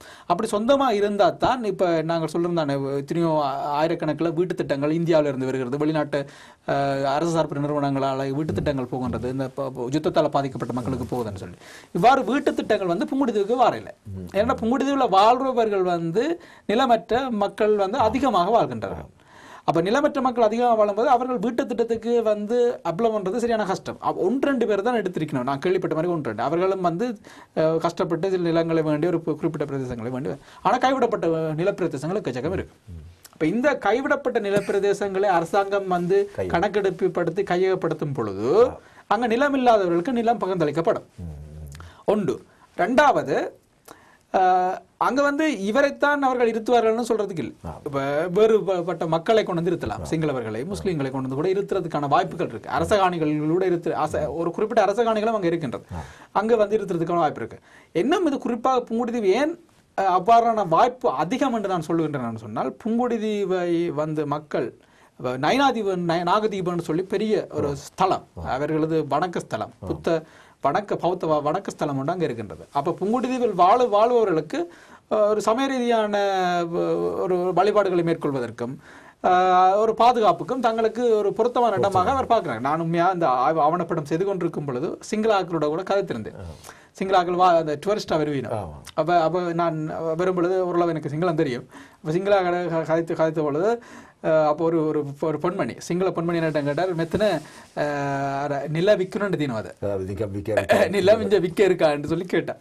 அப்போ எனக்கு அப்பா நான் யோசிச்சேன், எப்படி மக்கள் ஆர்வமாக இருக்கின்றார்கள் புங்குடுதீவில் உள்ள நிலத்து பிரதேசத்தை. ஆனால் புங்குடுதீவில் வர தண்ணில்லா பிரச்சனை இருக்குது, அவர்கள் எவ்வளோ தூரம் வந்து இருப்பார்கள் கொள்வார்கள்ன்றதுக்கு அப்பால. ஆனால் அந்த ஒரு எண்ணம் தங்கேசி இப்பொழுது ஒரு உறவினை இருக்கின்ற. வணக்கம். வணக்கம், இது முருகானந்தன். வாங்க ஐயா. முக்கியமா எடுத்தது தம்பி தங்கேஷ் அவர்களுக்கு பாராட்டு சொல்லத்தான். ஊடகவியலாளராகவும் ஆய்வாளராகவும் மாத்திரமல்லாமல் ஒரு மனிதநேய மிக்க செயற்பாட்டாளராகவும் அவருடைய அந்த 10 மாதம் அங்கே அமைந்திருக்கிறது. இவர் இந்த இளம் தலைமுறையினருக்கு ஒரு முன்மாதிரியாக இருக்கிறார் என்பதை இந்த ஊடக வாயிலாக கேட்கின்ற பல்லாயிரக்கணக்கான தினப்படி ஜிடிவி நேயர்களின் ஒருவனாக அவருக்கு வாழ்த்துக்களையும் நல்லாசிகளை தெரிவிப்பதைத்தான் நோக்கமாக கொண்டு இந்த அழைப்பு எடுத்தோம். அந்த விவரண தொகுப்பை ஒரு பொது நிகழ்வாக நடத்தும்படி கேட்டு விடைபெறுகின்றேன். நன்றி, வணக்கம். நன்றி ஐயா. உங்களுடைய உண்மையில் இவ்வாறானவர்களை இளம் தலைமுறையினரை ஊக்குவிக்க வேண்டிய தேவை இருக்கிறது. எங்கள் மத்தியில் ஆய்வு செய்பவர்கள் பெருக வேண்டும். சும்மா அனுபவ ரீதியாக இருந்து ஆய்வுகளை மேற்கொள்வது என்பதுக்கு அப்பால் சற்று எங்களுடைய தாயகத்திலும் சரி, அரசியல் ரீதியிலும் சரி, வேறு வேறு இனப்பிரச்சனை தீர்விலும் சரி, நன்றாக படித்து உணர்ந்து வரலாற்று ரீதியாக அறிந்து அதன் மூலம் ஆய்வாளர்களாக வர வேண்டும் என்பது எங்களுடைய ஒரு ஏகோபித்த வேண்டுகோளாக இந்நேரத்தில் இருப்பதை நாங்கள் வேண்டிக் கொள்கிறோம். அந்த வகையில் நீங்களும் பெற வேண்டும். நாங்கள் இந்த விடயத்தில் தொட்டம், அதாவது காணிகள் கையகப்படுத்தக்கூடிய இடம் அல்லது இன்னும் ஒரு குடியேற்ற திட்டம் கூட வருவதற்கு புங்குடுதீவு மட்டுமல்ல, பொதுவாகவே அந்த வகையில் தங்கேஷ் அவர்களே, அங்கு உள்ள பிரதானமான தொழில்கள் என்ன? கூடுதலாக உண்மையில் 1980களில் நான் இவருக்கு ஒரு பதில் சொல்லிவிட்டார். இவர் கேட்டிருந்த அந்த ஆவணப்படத்தை பொதுவாக திரையிட வேணும்னு சொல்லி. மிக்க நன்றி ஐயா உங்களது ஆர்வத்திற்கு. கிட்டத்தட்ட தமிழாக்கம், அந்த ஆவணப்படத்தின் தமிழாக்கம் எங்களுக்கு கைக்கு வந்து விட்டது. ஆனால் அந்த ஆவணப்படத்தை ஒரு சப்டைட்டில் ஆங்கிலத்தில் போடுவதற்கான வேலையில் இப்போது ஈடுபட்டு கொண்டிருக்கின்றோம். குறிப்பாக இன்றிலிருந்து ஒரு 2 மாதங்களுக்குள் லண்டனில் பெரிதளவில் அதை திரையிடுவதற்கான முயற்சியில் ஈடுபட்டு இருந்திருக்கிறோம். இப்போ நாங்கள் திரையிட வேண்டும் வரும் பொழுது நாங்கள் சில விடயங்களை நேர்த்தியாக செய்ய வேண்டிய, நேர்த்தியாக எடுக்க வேண்டிய ஒரு தேவை இருக்கின்றது. நிச்சயமாக இந்த ஆவணப்படம் அவ்வாறான ஒரு நேர்த்தியை மக்களுக்கு கொண்டு போகணும் வரணும் என்றதற்காண்டி மேலும் எனது குழுக்கள் மேலும் வேலை செய்திருக்கின்றார்கள். இன்னும் ஒரு 2 மாதத்திற்குள் இந்த ஆவணப்படம் பெரிய அளவில் திரையிடப்படும். நன்றி நன்றி, நல்ல ஒரு செய்தி சொல்லியிருக்கிறீங்க. அப்ப நீங்க கேட்ட கேள்வி தொழில், அங்கு என்ன தொழில் இருக்கின்றது? அங்க 1980ஆம் ஆண்டுகளில் புங்குடுதீவில் மிக பிரதானமாக இருந்த தொழில் விவசாயம். மற்றது விவசாயத்தோடு சேர்ந்து மீனவ தொழிலும் பிரதான தொழிலாக அங்கே இருக்கு. இப்போ விவசாயம் வந்து 1980களில் புங்குடுதீவில் உள்ள மக்களுக்கு விவசாயம் வந்து தன்னிறைவை பெற்ற ஒரு சூழ்நிலை 1980களில் காணப்பட்டது. மற்ற கொழும்புல இருந்தோ யாழ்ப்பாணத்தில் இருந்தோ புங்குடுதீவுக்கான நெல் வர வேண்டிய அவசியம் 1980களில் இருக்கல. ஆனால் 80களுக்கு 90களுக்கு பிறகு இடம்பெயர்ந்ததன் பிறகு மக்கள் பாரிய அளவில் இந்த விவசாயத்தை செய்வதற்கு பிரச்சனை எதிர்நோக்கின்றார்கள். ஒன்று, அங்கு வந்து நிலங்கள் உவர்த்தன்மை ஆகிக்கொண்டு போகின்ற சூழ்நிலை. மற்றது ஒரு வானம் பார்த்த பூமி தான் விவசாயம் செய்ய வேண்டிய நெல் தான் செய்யலாம் என்ற ஒரு சூழ்நிலை காணப்படுகிறது. ஏன்னா உவர்த்தன்மை ஆகிக்கின்றபடியால் நில அடியிலிருந்து தண்ணியை எடுத்து வேறு அந்த பணப்பயிர்னு சொல்லுவாங்க, வெங்காயம், புயலை போன்ற பயிர்களை செய்வதில் பாரிய சிரமம் அவர்களுக்கு இருக்கின்றது. அவ்வாறு செய்தாலும் ஒரு தமது வீட்டு தோட்டம் என்ற அடிப்படையில் செய்வார்கள் அல்லாது பெரிய அளவில் செய்வதற்கான வாய்ப்புகள் இல்லை. அதை விட அங்கு வந்து கைவிடப்பட்ட மாடுகளுக்கு நிறைய இருக்கின்றது. கிட்டத்தட்ட கால்நடைகள், கைவிடப்பட்ட கால்நடைகள். இப்போ நான் நினைக்கிறேன், இடம்பெயர்ந்து போகும் பொழுது மக்கள் வந்து ஒரு 10-15 மாடுகளை தமது தேவைகளுக்காக வளர்த்திருப்பார்கள். அவர்கள் கைவிடப்பட்டு விட்டு போனது இப்போ ஒருத்தருக்கும் கூட 500-600 மாடுகள் ஒவ்வொரு குடும்பத்துக்கும் வந்துவிட்டு, ஆனால் அவர்கள் அந்த மாடு ஆற்ற மாடு வெற்ற மாடுன்னு தெரியாது. கைவிடப்பட்ட மாடுகள் அந்த காட்டு பிரதேசங்கள், அந்த உள்ளூர் பிரதேசங்கள் காடாக தான் இருக்கும், பத்தை வளர்ந்து காடாக இருக்கும். அப்போ மாடுகள்லாம் ஓடி தெரியும், அங்கே ஓடி தெரியும். அப்போ இவர்கள் இந்த விவசாயம் செய்ய வேணும் என்று சொன்னால் தமது பிரதேசத்தை, இந்த விவசாயம் செய்கிற பிரதேசத்தை அடைத்து தான் செய்ய வேணும். இப்போ விவசாயம் செய்கிற பிரதேசத்தை அடைத்து செய்வதுன்னு சொன்னால் அங்கே வருமானம் எடுப்பதற்கு வாய்ப்பே இல்லை. அடைத்து முள்ளு கம்பி போட்டு செய்யறதுக்கு அதுக்கே குறிப்பிட்ட லட்சக்கணக்கில் காசு முடிஞ்சிடும். அப்போ அதுல இருந்து வருமானம் எடுப்பதற்குன்னா கஷ்டம்.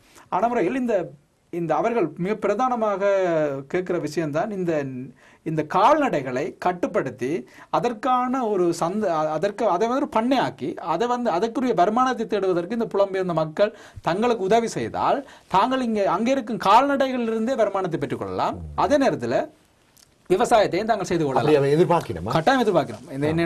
எனவே இயங்குகின்ற நலம்புரி நிலையங்கள் கவனத்தில் எடுக்கலாம். நிச்சயமா கவனத்தில் எடுக்கலாம். பெரிய அளவில் கொண்டாடினோம். ஆமாம்.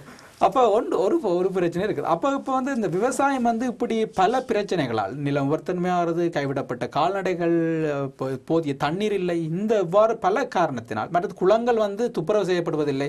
குளங்கள் துப்புரவு செய்யப்படாததால குளத்தில் இருக்கிற தண்ணி தேங்கி நிற்கிறதால அது உவர்த்தன்மை ஆகின்றது.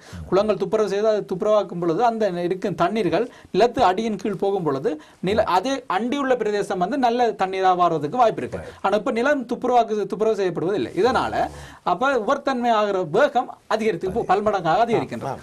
அப்ப இதால வந்து விவசாயம் அங்க இப்ப பெரிய பிரதான தொழில் அல்ல. இப்ப பிரதானமான தொழில் அங்க மக்கள் பிரதானமாக செய்கின்ற தொழில் மீனவ தொழில். அனைத்து மக்களும் மீனவர்களா அல்லது அதான் இது நல்ல கேள்வி. அங்கு இருக்கின்ற நாங்கள் சொல்லப்படுகின்ற அனைத்து சாதியினரும், தமிழர்களுடைய சாதி என்றது பொதுவாக இருக்குது, அனைத்து சாதியினரும் மீனவ தொழிலை செய்கின்றார்கள். உதாரணமாக உயர் சாதின்னு சொல்லுகின்ற வெள்ளாள சமூகத்தை சேர்ந்தவர்களும் கூட அங்க மீனவ தொழில் செய்கின்றார்கள். இவர்கள் வெள்ளாள சமூகத்தை சேர்ந்தவர்கள் மீனவ சங்கமம் ஒன்று வைத்திருக்கின்றார்கள். விவசாயம் செய்ய மீன்பிடியை பரம்பரையாக தொழிலாக செய்பவர்கள் ஒரு சங்கம் வைத்திருக்கிறார்கள். இவர்களும் கூட ஒரு சங்கம் வைத்து இப்போ தாங்கள் 2 சங்கம் அங்கே இயங்கி கொண்டிருக்கின்றது. ஸ்ரீமுருகன் கடற்தொழிலாளர் சங்கம், ஸ்ரீ சிவன் கடற்தொழிலாளர் சங்கம் என்று 2 சங்கம் அங்கே இருக்கின்றது. விவசாயத்தை தான் மீனவ தொழிலை தான் பிரதான தொழிலாக அவர்கள் செய்கின்றார்கள். ஆனால் அதிலிருந்து ஒரு கணிசமான வருமானம் அவர்களுக்கு இருக்கு. அப்ப இங்க வந்து மன்னிக்க வேண்டும், இது ஒரு உதாரணம். பாரம்பரியமாக காலங்காலமாக சொந்த தொழிலையே செய்து கொண்டு வந்தவர்கள் மத்தியில் ஒரு மாற்றம் வந்திருக்கு. என்ன எல்லாருமே இப்ப இனி தொழிலை தங்களோட வாழ்வாதாரத்தை தேட வேண்டிய நிலையில எந்த தொழிலும் செய்ய வேண்டிய நிலையும் சில இடங்களில் தள்ளப்பட்டு வந்திருக்கு. ஆனா கூடுதலா புங்குடுதீவு போன்ற பிரதேசங்கள் இது மிக துரிதமாக நடக்கிறதுக்கு காரணம் என்னன்னு சொன்னா, புங்குடுதீவில் நான் ஆய்வு செய்த காலங்களில் கேள்விப்பட்டேன். அதாவது மீன்பிடி இதை தொழிலாக செய்யாமல் ஒரு ஹொபியாக ஒரு பொழுதுபோக்காக செய்தவர்கள் கணவர் இருக்கணும். அப்போ பொழுதுபோக்காக செய்த பாரம்பரியம் அந்த சூழ் கட்டி செய்கிறது, அந்த பந்தம் கட்டி செய்கிறது, அந்த குத்தி எடுக்கிறது, அப்படி சில அந்த முறைகளை கடைப்பிடித்தவர்கள் இப்போ அதை தொழிலாகவே நிரந்தர தொழிலாக செய்கின்றார்கள். அப்ப இது 2 தான் மீனவ தொழில். அங்க வந்து இப்ப மற்றது வேற வியாபாரம் செய்வதற்கு வாய்ப்பில்லை. மற்றது தன்னிறைவு அடைந்த ஒரு இண்டஸ்ட்ரி அங்க இல்லை. அப்ப இளைஞர்கள் வந்து இங்க தொழில் வாய்ப்புகளை பெற்றுக் பொதுவாக நான் நிறைவாக பெறப்புறம் என்ன இந்த இவ்வாறான இடங்களை எவ்வாறு கட்டி எழுப்புவது என்பது உங்களோட பார்வையில் எப்படி பார்க்குறீங்கன்ற கேள்விக்கு முதல் இப்ப நீங்கள் சொல்ற விடயங்களை பார்த்தால் ஏதோ ஒரு விதத்தில் புங்குடுதீவு அரசியல் மட்டத்தில் தெரியல, இல்லை சமூகத்தில் புறக்கணிக்கப்படுகின்ற சூழ்நிலையால் அப்படி நடக்குதா, அல்லது ஒரு பாராமுகமாக இருக்கிற நிலைமையை பார்க்குறீங்களா, அல்லது என்ன நிலையில் ஏன் இந்த தேக்க நிலை தொடர்கிறது என்று பார்க்குறீங்க? இதுக்கு நல்ல உதாரணம்னா புங்குடுதீவு. நான் ஏற்கனவே அந்த அந்த அந்த அரச நிறுவனத்தை சேர்ந்த அந்த கவர்னர் என்ற செக்ரட்டரி வந்திருந்தா அவர் சொன்ன விஷயத்தை நான் ஏற்கனவே சொல்லியிருந்தேன். இப்போ இந்த ஒரு உறவு இணைந்திருக்கிறார், அவரை கருத்து போட்டு கதைப்போம். தங்கேஷ் வணக்கம். வணக்கம். வணக்கம் ஐயா, கதைங்கோ. நான் ஜேர்மன்ல இருந்து முருகாசேகரன் வந்து இந்த தம்பி புங்குடுதீவை பற்றி கழிச்சுட்டு இருக்கிறேன். அவரை பற்றி ஒரு கதைப்ப நான் கேட்டான். கதைங்கோ. என்னன்னு சொல்லிச்சேன்னா, தம்பி வந்து எனக்கு ஆரணே தெரியல. நான் புங்குடுதீவு வந்து வீராமலை சேர்ந்த ஒரு ஆள். ஓகே. அவர் வந்து சொல்லிக்கின்றார் வந்து இப்போ உள்ள புங்குடுதீவு மக்கள் வந்து மீன்பிடி தொழில மீட்டு போய்கண்டிருக்கிற மாதிரி அவர் சொல்லிக்கின்றிருக்கிறார். வந்து இல்ல மீன்பிடி தொழிலை தான் பிரதானமா செய்யணும். இல்ல, மீன்பிடி தொழிலை வந்து பிரதானமா செய்தாலும் வந்து அதை மீன்பிடி தொழிலுக்குன்னு சொல்லி ஆக்களை இருக்கிறோம். வந்து இவர் ஆரண்டேரம் கிடையாது, தெரியல. ஆனா வந்து நீங்க வந்து 1980ஆம் ஆண்டை பத்தி காய்ச்சனுங்க. 1980ஆம் ஆண்டு வந்து புங்குடுதீவு மக்கள் வந்து 90 வந்து நோமலா வந்து கொழும்புல வந்து வர்த்தகத்துறையில ஈடுபட்டு கொண்டு இருந்த ஆக்களே தவிர வந்து மீன்பிடி துறையில இல்ல நீங்கள் தவறா விளங்கிக் கொண்டீங்க நண்பர். அதாவது இவர் இப்ப 2015 மார்ச் மாத காலப்பகுதியில் இருந்து போய் 10 மாதங்கள் தங்கி இருந்து ஒரு பல்கலைக்கழக மாணவன் ரீதியிலேயும் அவர் ஒரு லெக்சரராகவும் கேம்பிரிட்ஜ் யூனிவர்சிட்டியில இருந்து இப்பொழுது அவர் ஒரு முதுகலை பட்டத்தை பெற்றவர். அது மட்டுமல்ல ஒரு PhD-க்கான ஒரு ஆய்வை மேற்கொள்கின்ற துறையில போய் 10 மாசம் புங்குடுதீவை ஆய்வு செய்தவர். அந்த பார்வையில இப்பொழுது இருக்கின்ற தேக்க நிலைகள், அங்கு காணப்படுகின்ற நிலைகளை ஒப்பிட்டு பார்த்துதான் வந்து சொல்றார். என்னன்னு சொன்னால், இப்பொழுது அங்கு நீங்கள் 80 வாரீங்கள், இவர் இப்ப 2015 அவர் சொன்ன 80களில் வந்து அவர்கள் மீனவ தொழிலை நான் வந்து 82 நான் வந்து இப்ப டிசம்பர்ல போய் நான் வந்து ஒவ்வொரு வருஷம் வந்து புங்குடுதீவு போய் வந்தா நான் வந்து ஆலடி சந்தியை சேர்ந்த ஒரு ஆள். ஓகே. ஆலடி சந்தை அவரு தெரிஞ்சா தெரியும். ஆலடி சந்தையில வந்து அந்த ஆலடி இதுக்கு முன்னால் ஒரு ஆள். நான் வந்து வீராமலை சேர்ந்த இது வந்து அப்ப நான் வந்து தம்பிக்கு வந்து அனுபவம் அதை வந்து அனுபவம் இருக்கா இல்லையா பத்தி எனக்கு தெரியாது. ஆனா இருந்தாலும் வந்து புங்குடுதீவு சமுதாயம் வந்து 80க்கு முதலோ அல்ல 80க்கு முதல் என்று சொல்றதுக்கு முதல் வந்து 80க்கு முதல் வந்து நோமலா வந்து நாங்க வந்து புங்குடுதீவுல இருந்த 90% ஆட்கள் வந்து கொழும்பை நோக்கி வந்து வியாபார நோக்கத்தோட புங்குடுதீவுல வந்து இருந்தார்கள். தற்போது வந்து எல்லாரும் வந்து புங்குடுதீவுல வந்து எல்லாரும் மீன்பிடி துறையை வந்து நோக்கிட்டு ஆட்கள் இல்ல. அது வந்து அது தம்பி இந்த பேர் என்ன தெரியல வந்து அவர் அதை புரிஞ்சு கொள்ளணும் தயவு செய்து. ஏன்னு சொல்லி சொன்னா அது வந்து யாருக்காக மீன்பிடி தொழில் செய்தாலும் தவறுன்னு சொல்றதுக்கு இல்ல. நான் வந்து தினமும் ஒவ்வொரு வருஷத்துக்கு 2 தரம் போய் வர எனக்கு தெரியும். வந்து அங்க எல்லாரும் வந்து மீன்பிடி தொழில வந்து ஈடுபட ஆக்கள் இல்ல. அதுக்கு ஆக்கள் இருக்கணும். தயவு செய்து அந்த ஒரு கூட்டை வந்து நான் மறக்கிறேன். நன்றி. நல்லதையா, நன்றி. ஏன்னு சொன்னா தம்பிக்கு வந்து விளங்கிக் கொள்றேன். வந்து நீங்க யாருன்னு எனக்கு தெரியாது. என்ன பேர் வந்து வீராமலை நடேச முருகாசன் சொல்லிச்சுன்னா தெரியும். ஓகே. தயவு செய்து அந்த கூட்டுக்கு நான் மரபு தெரிவிக்கிறேன். மற்றபடி அவற்ற கூட்டுக்கு ஓகே. மற்றபடி இந்த கூட்டை வந்து நான் ஏற்றுக்கொள்ள. நல்லதையா, நன்றி. நான் சொல்லப்பட்ட அவருக்கு பதில் சொல்லப்பட்டபடி அங்க பிரதானமான தொழில் மீனவ தொழில் என்பதற்கு மாற்று கருத்து இடமில்லை. பிரதான தொழில் மீனவ தொழில் என்பதற்கு மாற்று கருத்துக்கு இடமில்லை. இது எனது கூற்றும். அங்க இருக்கிற மக்களை போய் சென்று கேட்டாலும் அதுதான் கூற்று. 1-2 பேர் வியாபாரம் செய்கின்றார்கள். சில ஒரு ஆள் புடவை கடை வச்சிருக்கிறோம், ஒரு 4-5 பேர் கடை வச்சிருக்கிறோம். அங்க இருக்கிற பெரும்பான்மையான மக்கள் மீனவ தொழிலை பிரதானமான தொழிலாக கொண்டிருக்கின்றார்கள் என்பது நிதர்சனமான உண்மை. இவர் சொன்னாரு 1970க்கு முதல் வெளிநாடுகளுக்கு, அதை பற்றி நாங்கள் பேசிவிட்டோம். அது வெளிநாடுகளுக்கு போய் வெளியில போய் அங்க கல்வீடெல்லாம் கட்டப்பட்டது. அது வந்து ரிமிட்டன்ஸ், அதாவது ஓவர்சீஸ் ரிமிட்டன்ஸ் தான் அந்த புங்குடுதீவின் பொருளாதார பலமே.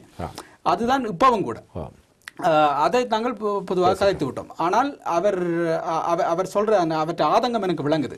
அது அவ்வாறு இல்லை என்ற அந்த ஆதங்கம் எனக்கு விளங்குது. ஆனால் இப்ப நான் சொல்லவில்லை அங்க இருக்கிற எல்லாருமே மீனவ தொழில தான் செய்யணும்னு சொல்லல. அங்க புங்குடுதீவில் தொழில் பிரதான தொழில் என்னன்னு சொன்னால் மீனவ தொழில். அதுக்கு மாற்றுக்கிறதுக்கு நம்ம தங்கேஷ், நாங்கள் நிறைவான பாகத்தில் இன்னும் ஒரு நிமிடங்கள் இருக்கிறது. என்ன நாங்கள் செய்யலாம் இந்த புங்குடுதீவை பொறுத்தவரையில? என்னவாக கட்டி எழுப்பலாம்? இது உண்மையா புங்குடுதீவு தொடர்பாக இதுக்கு இந்த கேள்வி பதிலுக்கு பிறகு முதல் ஒரு சின்ன ஒரு விளக்கத்தை கொடுத்து விடுகின்றேன். புங்குடுதீவு தொடர்பாக நான் தான் ஒரு முதலாக ஒரு ஆய்வு செய்தவன் என்று சொல்றதுக்கு அல்ல.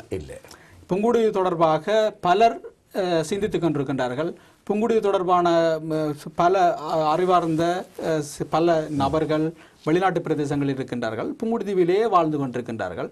புங்குடுதீவின் வளர்ச்சி, புங்குடுதீவின் அபிவிருத்தி தொடர்பாக ஆத்மார்த்த ரீதியாக, உணர்வு ரீதியாக நாங்கள் ஏதாவது செய்ய வேண்டும் என்று சொல்லி வேலை செய்கின்றவர்கள் பலர் இருக்கின்றார்கள். நான் கூட புங்குடுதீவில் போய் சென்ற வாழ்ந்த காலத்தில் எனக்கு இரவு போசனத்துக்கு கூட புங்குடுதீவில் இருந்த ஒருவர் தான் எனக்கு தெரிவார். அவர்கள் எல்லாம் புங்குடுதீவின் வளர்ச்சிக்காக செயற்படுகின்ற நபர்கள். அப்ப இவர்கள் இது அதை விட புங்குடுதீவை பற்றி பலர் ஆய்வு செய்திருக்கின்றார்கள். அதுக்கான ஆய்வுகளும் வெளிவந்திருக்கின்றது. அப்ப இது நான் தான் ஒரு ஆள் என்று சொல்றதுக்கு இல்லை. அப்ப நான் சொல்றது இங்க சில தீர்வு என்று சொல்லி நீங்க கேட்டீங்களா?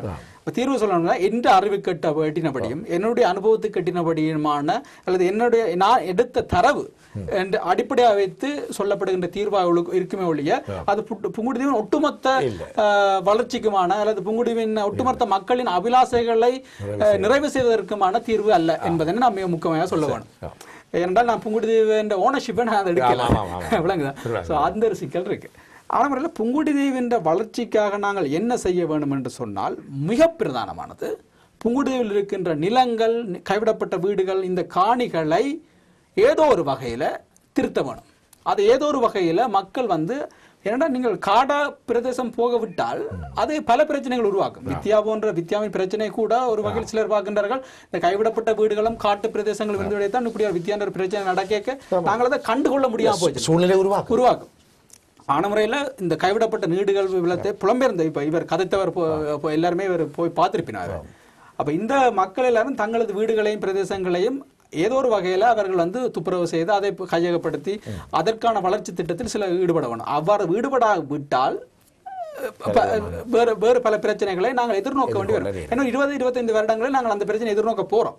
அது நடக்க போகின்றது. ஆன முறையில் அதுல கொஞ்சம் விழிப்புணர்வு வர இருக்கும்னு நான் நினைக்கின்றேன். இரண்டாவது, நாங்கள் எங்களது சிந்தனைகள் எல்லாம் நாங்கள் இங்க இருந்து நிறைய பணத்தை அனுப்பி அங்க இருக்கிறவர்களுக்கு சில வேலைகளை செய்ய வேணும், திட்டத்தை செய்ய வேணும் சொல்லியான நேரத்தை தான் விரயமாக்குன்றோம். ஆனால் நாங்கள் அங்கிருக்கும் வளங்களை எவ்வாறு மூலதனப்படுத்துவது என்றதை சிந்திக்க வேண்டிய தேவையும் எங்களுக்கு இருக்குது. அங்கு இளைஞர் இருக்கிறார்கள், அங்கு ஒரு தொழில் படை ஒன்று இருக்கின்றது. அவர்களை பயன்படுத்தி அந்த குளங்களை அபிவிருத்தி செய்வது, அதனூடாக அங்க நிலப்படை எடுத்து அதுக்கு நிலத்தில் நல்ல தண்ணீர்களை தேக்குவது. மற்றது அங்கே இருக்கின்ற அரச சார்பான வளங்களை பயன்படுத்தி அங்கு சில வேலை திட்டங்களை ஈடுபடுத்துவது. இவ்வாறான வேலை திட்டங்களை நாங்கள் செய்யும் பொழுது பெருவாரியாக நாங்கள் எங்களது மூளையை, எங்களது அறிவினை, எங்களது சிந்தனையை, எங்களுக்கு இருக்கிற சமூக மூலதனத்தை, கல்வி, தொடர்பாடல், எங்களுக்கு சமூக மூலதனத்தை பயன்படுத்தி நாங்கள் பல வேலை திட்டங்களை அங்கே செய்யலாம். அப்ப அதற்கான ஒரு இடைவெளி இப்ப இருக்குன்னு பார்க்கின்றேன். அந்த இடைவெளியை நிவர்த்தி செய்யும் பொழுது நாங்கள் பல வேலைகளை நிவர்த்தி செய்யலாம். மிக அருமை, மிக அருமை. உண்மையில கூட கல்வியினுடைய தராதரத்தின் மத்தியிலும் ஒரு ஆய்வை மேற்கொள்கின்ற ஒரு மாணவன் என்ற முறையிலும், கலாநிதி பட்டம் பெற்ற கலாநிதி பட்ட ஆய்வு மாணவன் என்ற முறையிலும் சிறந்த முறையில் தந்திருக்கிறீர்கள். இதை எவ்வாறு எங்களுடைய சமூகம் ஏற்று, இது ஒரு முன்னுதாரணம். தனி நாங்கள் புங்குடுதீவை மட்டும் இதில் மகுடம் சூட்ட இல்லை, அல்லது புங்குடுதீவை மட்டும் தூக்கி வைக்கிறது. புங்குடுதீவை வைத்து இவர் மூலமாக பின்னும் பல இடங்களை ஆய்வு செய்து அதை விருத்தி செய்கிற நடவடிக்கையை மேற்கொள்ளலாம். நம்முடைய விவரணப்படம் வந்தவுடன் தயவு செய்து நாங்கள் மீண்டும் ஒரு முறை இதில் குந்தி இருந்து ஒரு முறை உரையாடுவோம். நிச்சயம். நன்றி தங்கேஷ். மிக்க நன்றி. நேரடியாக கூப்பிட்டு என்னை இங்கே கலைத்ததுக்கு ஜிடிவிக்கும் ஜெகன் உங்களுக்கு நன்றி. தங்கேஷ் பரம்சோதி. நல்லது உறவுகளை, மீண்டும் இன்னும் ஒரு உறவுகளின் சங்கம நிகழ்ச்சியில் சந்திக்கும் வரை சௌதரி அமுதாவோடு விடைபெறுவது NT ஜெகன். வணக்கம் உறவுகளே.